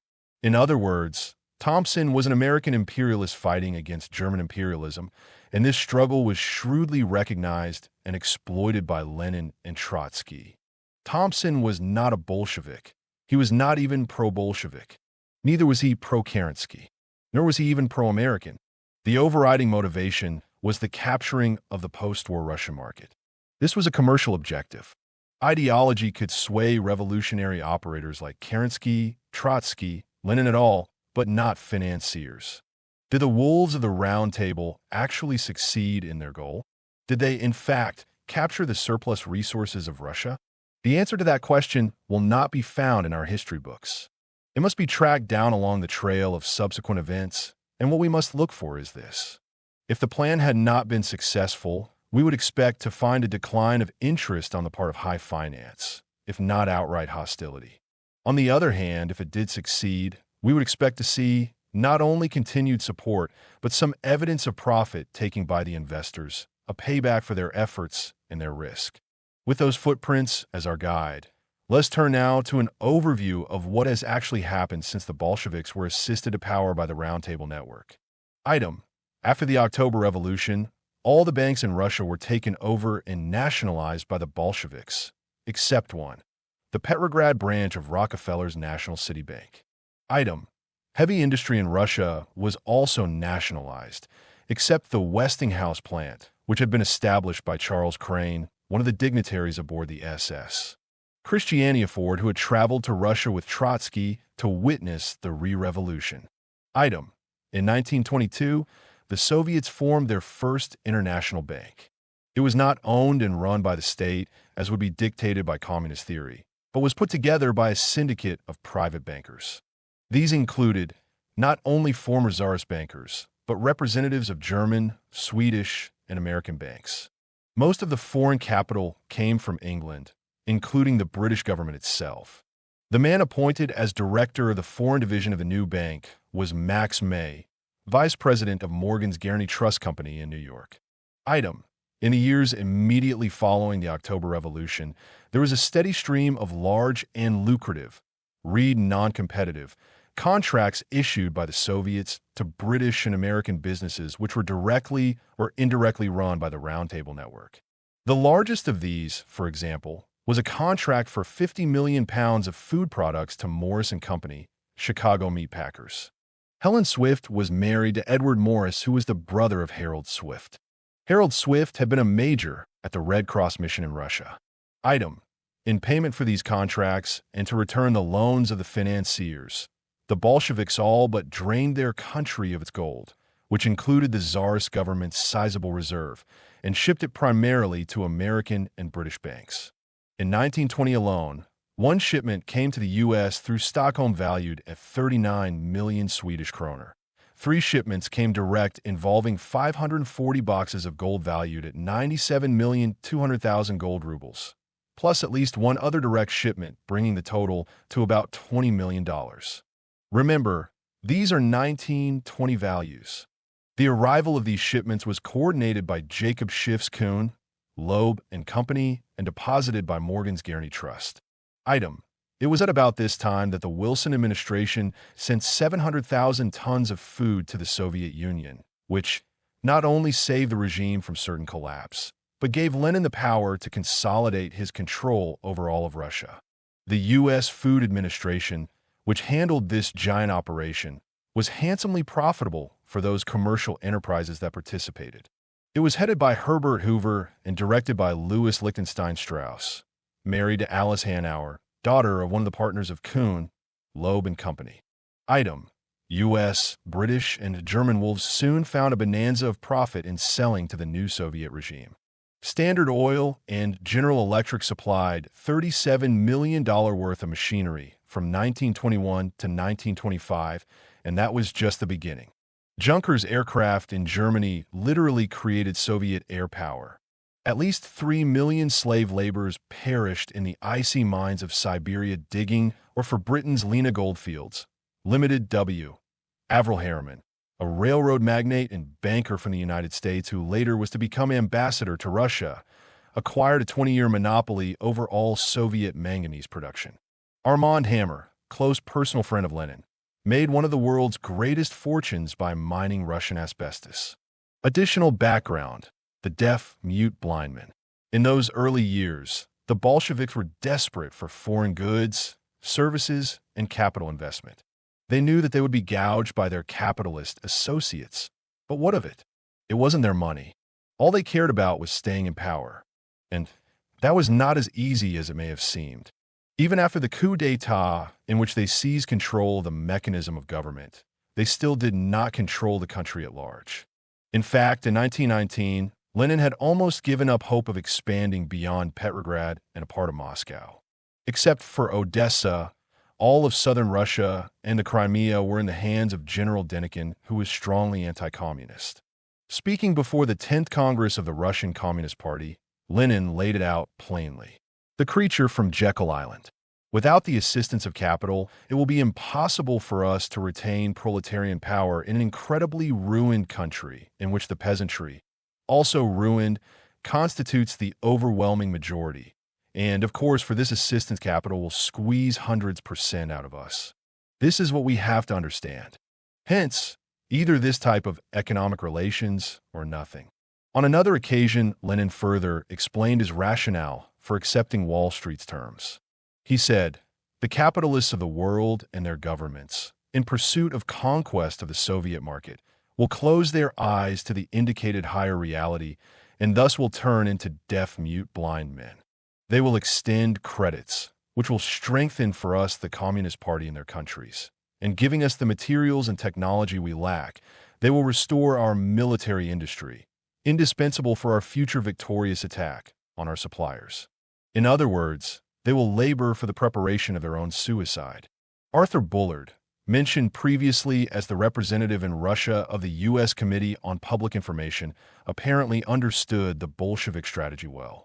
Even as early as March of 1918, he sent a cablegram to Washington warning that, while it's true we ought to be ready to help any honest government in need, nevertheless, he said, men or money sent to the present rulers of Russia will be used against Russians at least as much as against Germans. I strongly advise against giving material help to the present Russian government. Sinister elements and Soviets seem to be gaining control. 3. Unfortunately, Mr. Bullard was a minor player in this game, and his opinion was filtered by others along the way. This cablegram was sent to his superior, none other than Colonel Edward Mandell House, in hopes that it would be relayed to the president. The message did not get through. A side trip through World War II. Returning to the trail of actual events since that time, let us pause briefly to take a short side trip through World War II. Financing and profiting from both sides in a conflict has never been more blatant. Item: from the beginning of Hitler's rise to power, German industry was heavily financed by American and British bankers. Most of the largest U.S. corporations were knowingly invested in war industries. IG. Farben was the largest of the industrial cartels and was a primary source of political funding for Hitler. It was Farben that staffed and directed Hitler's intelligence section and ran the Nazi slave labor camps as a supplemental source of manpower for Germany's factories. Farben even hired the New York public relations firm of Ivy Lee, who was John D. Rockefeller's PR specialist, to help improve Hitler's public image in America. Lee, incidentally, had also been used to help sell the Soviet regime to the American public in the late 1920s. Item: much of the capital for the expansion of IG. Farben came from Wall Street, primarily Rockefeller's National City Bank, Dillon, Reed & Company, also a Rockefeller firm, Morgan's Equitable Trust Company, Harris Forbes & Company, and, yes, the predominantly Jewish firm of Kuhn, Loeb & Company. Item: during the Allied bombing raids over Germany, the factories and administrative buildings of IG. Farben were spared upon instructions from the U.S. War Department. The War Department was liberally staffed with men who, in civilian life, had been associates of the investment firms previously mentioned. For example, the Secretary of War at that time was Robert P. Patterson. James Forrestal was Secretary of the Navy and later became Secretary of Defense. Both men had come from Dillon Reed and, In fact, Forrestal had been president of that firm. Item. During World War II, under the Lend-Lease program, the United States sent to the Soviets more than $11 billion in aid, including 14,000 aircraft, nearly 500,000 tanks, and other military vehicles, more than 400 combat ships, and even half of the entire U.S. supply of uranium, which then was critically needed for the development of the atomic bomb. But fully one-third of all the Lend-Lease shipments during this period comprised industrial equipment and supplies to be used for the development of the Russian economy after the war. And when the war did end, the Lend-Lease program continued to flow into the Soviet Union for over a year. As late as the end of 1946, Russia was still receiving 20-year credit terms at 2 3/8% interest, a far lower rate than returning GIs could obtain. The transfusion mechanism. With the termination of the Lend-Lease program, it was necessary to invent new mechanisms for the support of Soviet Russia and her satellites. One of these was the sale of much-needed commodities at prices below the world market, and, in fact, below the prices that Americans themselves had to pay for the same items. This meant, of course, as it did in the case of Lend-Lease, that the American taxpayer had to make up the difference. The Soviets were not even required to have the money to buy these goods. American financial institutions, the federal government, and international agencies which are largely funded by the federal government, such as the International Monetary Fund and the World Bank, lent the money to them. Furthermore, the interest rates on these loans also are below the market, requiring still additional subsidy by American citizens. And that is not all. Almost all of these loans have been guaranteed by the United States government, which means that make that when these countries default in their payments, the gullible American public is once again called upon to make them good. In other words, the new mechanism, innocently and deceptively referred to as trade, is little more than a thinly disguised means by which members of the Round Table who direct our national policies have bled billions of dollars from American citizens for an ongoing economic transfusion into the Soviet bloc, and continue to do so now that the word Soviet has been changed to the less offensive democratic socialism. This enables those regimes to enter into contracts with American businessmen to provide essential services. And the circle is complete. From the American taxpayer to the American government, to the socialist regime, to the American businessman, and, ultimately, to the American financier who funded the project and provided the political influence to make it all possible. This is the key to understanding the transfusion mechanism. Many Americans have looked at this process and have jumped to the conclusion that there must be a nest of communist agents within our government. In an exam on reality politics, they would receive half credit for that answer. Yes, there undoubtedly have been and continue to be red agents and sympathizers burrowed deep into our government woodwork, and they are all too happy to help the process along. But the main motive force has always come from the non-communist, non-democratic socialist, non-American, non-anything members of the Round Table Network who, as Lenin said, in the pursuit of profit are laboring for the preparation of their own suicide. These men are incapable of genuine patriotism. They think of themselves not as citizens of any particular country, but as citizens of the world. They can do business just as easily with bloodthirsty dictatorships as with any other government, especially since they are assured by the transfer mechanism that the American taxpayer is going to make good on the deal.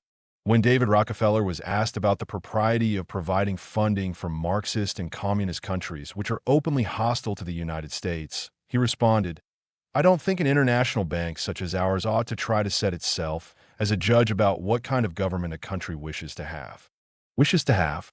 He was talking about Angola, where the Marxist dictatorship was forced upon the people with Cuban soldiers and Soviet weapons. Thomas Theobald, vice president of Citicorp, was asked in 1981 about his bank's loans to Poland.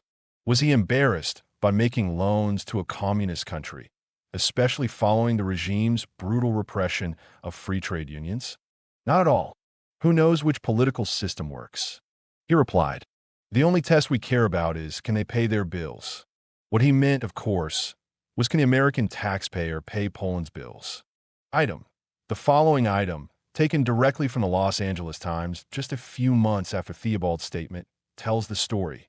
Washington, for months, The Reagan administration has been using federal funds to repay Polish loans owed to U.S. banks, and the bill for this fiscal year may amount to $400 million, Deputy Secretary of Agriculture Richard Eling said Monday. The Polish authorities have not been making payments for at least the last half of the last year, Ling said. When they don't make a payment, the U.S. Department of Agriculture makes a payment. Ling said the U.S. government paid $60 million to $70 million a month on guaranteed Polish loans in October, November, December, and January, and WE will continue to pay them. This, remember, was precisely at the time the Polish government had declared martial law and was using military force to crush workers' demonstrations for political reform. The Polish default on this $1.6 billion loan was by no means an isolated event. Communist Romania and a multitude of Latin American countries were soon to follow.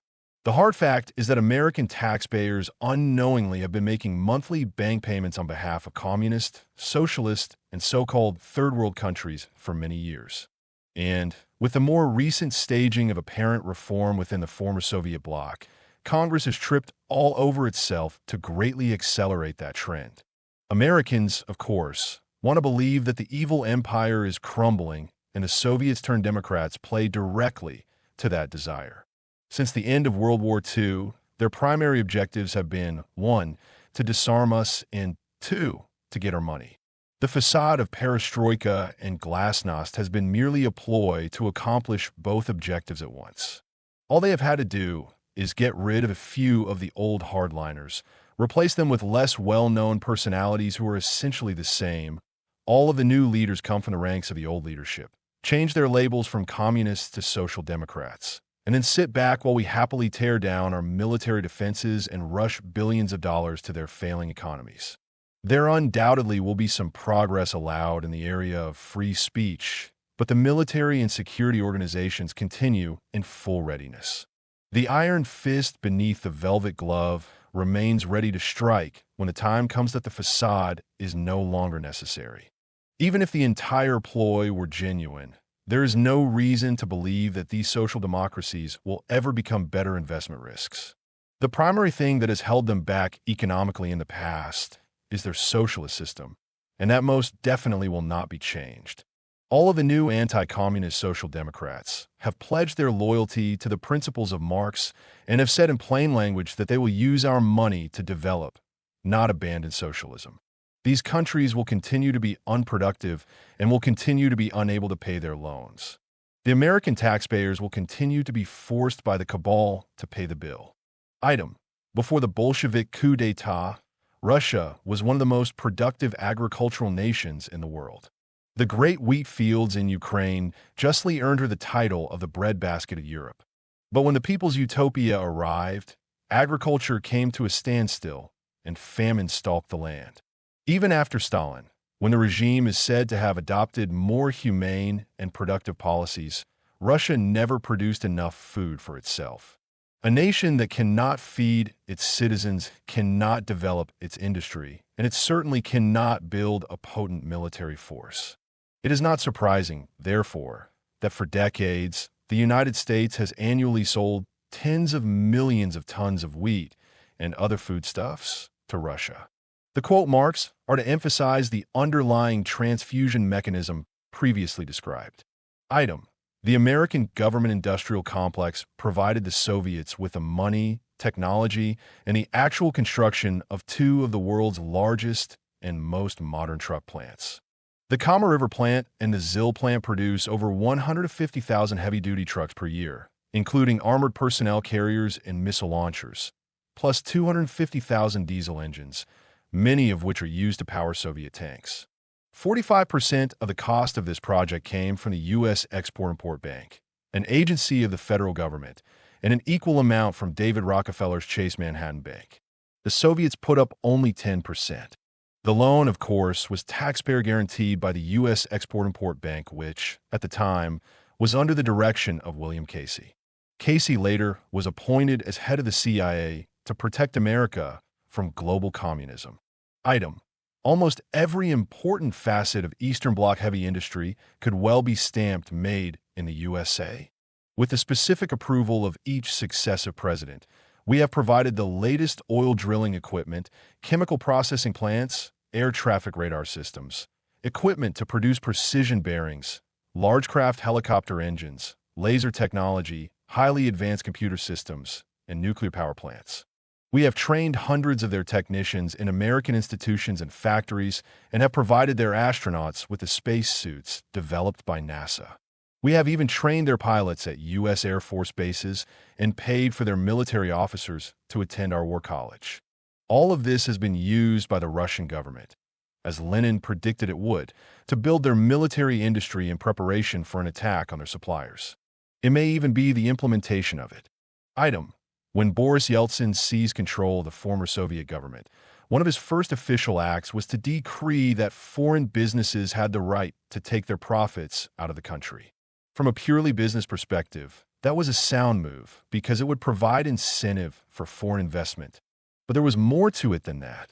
Recall from a previous chapter that the lion's share of that investment was to be funded by American taxpayers in the form of direct aid, bank loan bailouts, and government insurance through the Overseas Private Investment Corporation. Jane Ingram provides the details.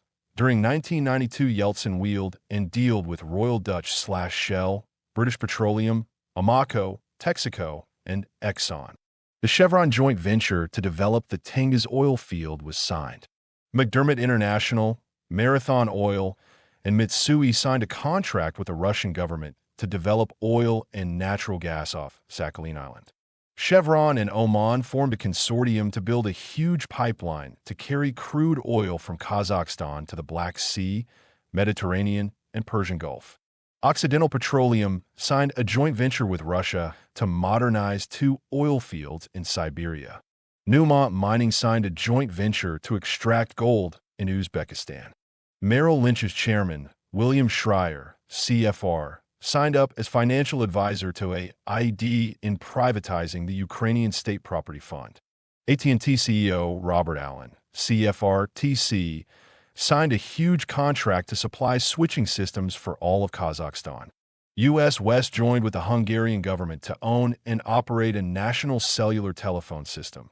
GM Vice President Marina Whitman, CFR-TC, joined the governments of Hungary and Yugoslavia to make cars. GE CEO John Welch, CFR, and Vice Chairman of the Board, Lawrence Bossidy, TC, bought a majority stake in Hungary's lighting industry. Ralston Purina, Dow Chemical, Eastman Kodak, SC Johnson & Son, Xerox, American Express, Procter & Gamble, Woolworth, Philip Morris, Ford, Compaq Computer. Hardly a single American brand name was missing. Item: in February of 1996, the Clinton administration made a $1 billion loan of U.S. taxpayers' money to Russia's state-controlled Aeroflot company so it could more effectively compete with American companies such as Boeing in the building of jumbo jets. By the end of that year, the former Soviet bloc countries had received transfusions from the World Bank of over $3 billion. Item: now the action has spread to China. American banks and businessmen, with taxpayers standing by with guarantees, have provided power-generating equipment, modern steel mills, and military hardware including artillery shells, anti-submarine torpedoes, and high-tech electronic gear to update Russian-made jet fighters. All of this is explained as a means of weaning the Red Chinese away from Mother Russia and encouraging them to move closer to free enterprise capitalism. Yet in 1985, at the height of the frenzy over building trade bridges to China, the regime signed a $14 billion trade pact with Russia and, in 1986, sent a $20 million interest-free loan to the communist Sandinistas in Nicaragua.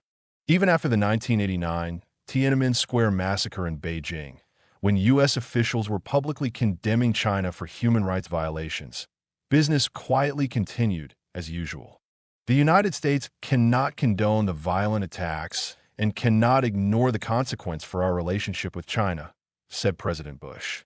Yet, within only a few weeks of the bloodshed, and at the very time that student leaders were being executed, the administration approved a $200 million low-interest loan for delivery of 4 of Boeing's newest jumbo jet aircraft. In 1993, 47 more jetliners were sold with a projected sale of 800 more over the next 15 years. Amoco is spending $1.5 billion to develop oil fields in the China Sea. A joint venture between the Chinese government and Chrysler is building military jeeps. A similar joint project is being used to upgrade their F-8 fighter planes. 3 communications satellites were cleared for delivery. AT&T contracted a $30 million cellular communications network. Even the president's brother, Prescott Bush, resumed his plan to set up a satellite-linked computer network and to build a golf course near Shanghai. China's interest in military technology is revealing. In addition to the advanced hardware purchased from the United States, the Chinese have bought MiG-31 and Su-27 jet fighters from Russia and an aircraft carrier constructed in Ukraine. In May of 1992, China set off its biggest underground nuclear blast. In 1997, the purchase list was extended to include self-propelled gun mortar systems and Russia's most advanced diesel-electric submarines.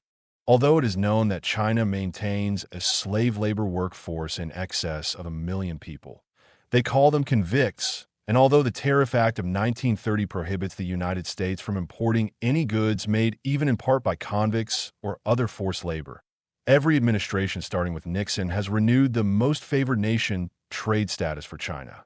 How is China expected to pay for all this trade? Very simple. By 1996, China had become the largest single recipient of guaranteed loans and subsidies from the World Bank. Item. In addition to these decades of global trade, credit, and taxpayer guarantees, the United States government has transferred tens of billions of dollars in direct foreign aid grants with no pretense at all regarding expectation of repayment. The trail leads to Wall Street, and the tracks are fresh. The Roundtable Network did succeed in exploiting the markets of Eastern Europe and continues to do so today. The cast of characters has changed, but the play remains the same. In the beginning, the Council on Foreign Relations was dominated by J.P. Morgan. It is still controlled by international financiers. The Morgan Group gradually has been replaced by the Rockefeller Consortium, and the roll call of participating businesses now reads like the Fortune 500. The operation no longer pretends to be a Red Cross mission. It now masquerades under the cover of East-West trade. Politicians are fond of talking about the necessity of preserving world peace, and trade, we are told, is one of the best ways to do it. The implication is that this is a time of peace. In truth, we live in one of the most war-torn eras the world has ever seen. No continent today, except Antarctica, is free from war. There are from 25 to 40 military struggles going on somewhere every day of the year. There have been more than 150 armed conflicts since the end of World War II, with the death count already in excess of 20 million and rising. We cannot help noticing that this also has been a period of rising government debt and the global creation of fiat money. The new alchemy. The alchemists of ancient times vainly sought the philosopher's stone, which they believed would turn lead into gold. Is it possible that such a stone actually has been found? Can it be that the money alchemists of our own time have learned how to transmute war into debt, and debt into war, and both into gold for themselves?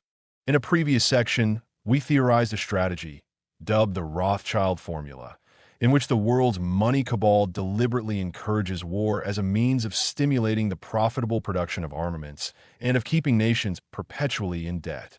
This is not profit-seeking, it is genocide. It is not a trivial matter, therefore, to inquire into the possibility that our elected and non-elected leaders are, in fact, implementing the Rothschild formula today. Item. In his address to the graduating class at Annapolis in 1983, Secretary of the Navy, John Lehman, said, "Within weeks, many of you will be looking across just hundreds of feet of water at some of the most modern technology ever invented in America. Unfortunately, it is on Soviet ships. As Professor Sutton observed in his book, the best enemy money can buy, the guns, the ammunition, the weapons, and the transportation systems that killed Americans in Korea and Vietnam came from the American-subsidized economy of the Soviet Union. The trucks that carried these weapons down the Ho Chi Minh Trail were manufactured in American-built plants. The ships that carried the supplies to Sihanoukville and Haiphong and later to Angola and Nicaragua came from NATO allies and used propulsion systems that our State Department could have kept out of Soviet hands.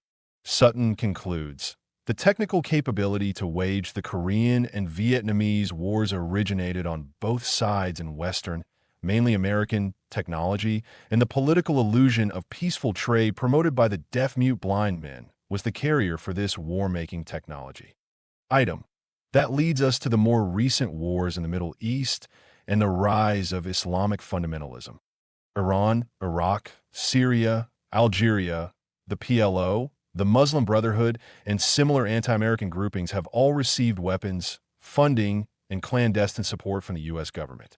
In the Gulf War, every effort was made to ensure that Hussein's regime was contained but not destroyed, shades of the Korean and Vietnam Wars. Most of his bacterial weapons factories were spared. After the ceasefire, he was allowed to keep his fleet of helicopter gunships, which he promptly used to put down a large-scale internal revolt. The big pill to swallow is that Saddam Hussein has been an asset to the global planners in the West, and they have done everything possible to keep him in power. This strategy has lately become so obvious that there is no longer any serious attempt to conceal it. The task now is how to explain it to the gullible public so as to make it sound like a good idea. As mentioned previously, the think tank and talent pool for the implementation of this strategy has been the Council on Foreign Relations. In 1996, the managing editor of the CFR's monthly journal, Foreign Affairs, was Fareed Zakaria, who offered the following rationalization. Yes, it's tempting to get rid of Saddam, but his bad behavior actually serves America's purposes in the region. If Saddam Hussein did not exist, we would have to invent him. The end of Saddam Hussein would be the end of the anti-Saddam coalition. Nothing destroys an alliance like the disappearance of the enemy. Maintaining a long-term American presence in the Gulf would be difficult in the absence of a regional threat. That is about as clear a statement of the Rothschild formula as one is apt to find. Yet, many people cannot believe it is real, even congressmen. For example, Representative James Traficant from Ohio, speaking before the House on April 29, 1997, exclaimed, "America gives billions to Russia. With American cash, Russia builds missiles. Russia then sells those missiles to China. And China, who gets about $45 billion in trade giveaways from Uncle Sam, then sells those Russian-made missiles to Iran. Now Iran, with those Russian-made missiles sold to them by China, threatens the Mideast. So Uncle Sam, who is concerned about Iran threatening the Mideast because of those Russian-made missiles sold to them by China that we finance by American cash, sends more troops and sends more dollars. Mr. Speaker, this is not foreign policy. This is foreign stupidity." Traficant is on target with his analysis of the problem, but he missed the bull's-eye regarding the cause. American leaders are not stupid. They merely are implementing the Rothschild formula. To justify world government, it is necessary to have wars and the threat of wars. Wars require enemies with frightful weapons. Saddam Hussein is one of the best enemies money can buy. If it is true that Western leaders are deliberately funding their own enemies, we must assume they have considered Lenin's prediction that by so doing, they're preparing their own suicide. Ours also, by the way. We must also conclude that they are confident of avoiding that destiny. Whether they are right or wrong is not the issue here. The point is they believe they are correct, and further, they're building a world order which they're confident of being able to control. How they plan to bring that to pass is the subject of a later section, but perpetual war is an important part of it. Unless we are able to break the grip of these strategists, the Rothschild formula will continue to play a major role in our future. Fifth reason to abolish the system. There are few historians who would challenge the fact that the funding of World War I, World War II, the Korean War, and the Vietnam War was accomplished by the Mandarin mechanism through the Federal Reserve System. An overview of all wars since the establishment of the Bank of England in 1694 suggests that most of them would have been greatly reduced in severity, or perhaps not even fought at all, without fiat money. It is the ability of governments to acquire money without direct taxation that makes modern warfare possible, and a central bank has become the preferred method of accomplishing that. One can argue the necessity, or at least the inevitability, of fiat money in time of war as a means of raw survival. That is the primal instinct of both individuals and governments, all other considerations aside. We shall leave that for the philosophers. But there can be no debate over the fact that fiat money in time of peace has no such justification. Furthermore, the ability of governments and banking institutions to use fiat money to fund the wars of other nations is a powerful temptation for them to become embroiled in those wars for personal profit, political advancement, or other reasons which fall far short of a moral justification for bloodshed. The Federal Reserve System has always served that function. The ongoing strategy of building up the military capabilities of America's potential enemies leaves us no reason to believe we have seen the last of war. Therefore, it is not an exaggeration to say that the Federal Reserve System encourages war. There can be no better reason for the creature to be put to sleep. Summary. The Bolshevik Revolution was a coup d'état in which a radical minority captured the Russian government from the moderate revolutionary majority. They accomplished this through deception, organization, discipline, and surprise. The Red Cross mission of New York financiers threw support to the Bolsheviks and, in return, received economic rewards in the form of rights to Russia's natural resources plus contract for construction and supplies. The continued participation in the economic development of Russia and Eastern Europe since that time indicates that this relationship has survived to the present day. These financiers are not pro-communist nor pro-anything else. Their motivation is profit and power. They are now working to bring both Russia and the United States into a world government which they expect to control. War and threats of war are tools to prod the masses toward the acceptance of that goal. It is essential, therefore, that the United States and the industrialized nations of the world have credible enemies. As these words are being written, Russia is wearing the mask of peace and cooperation. But we have seen that before. We may yet see a return of the evil empire when the timing is right. U.S. government and megabank funding, first of Russian and now of Chinese and Middle East military capabilities, cannot be understood without this insight.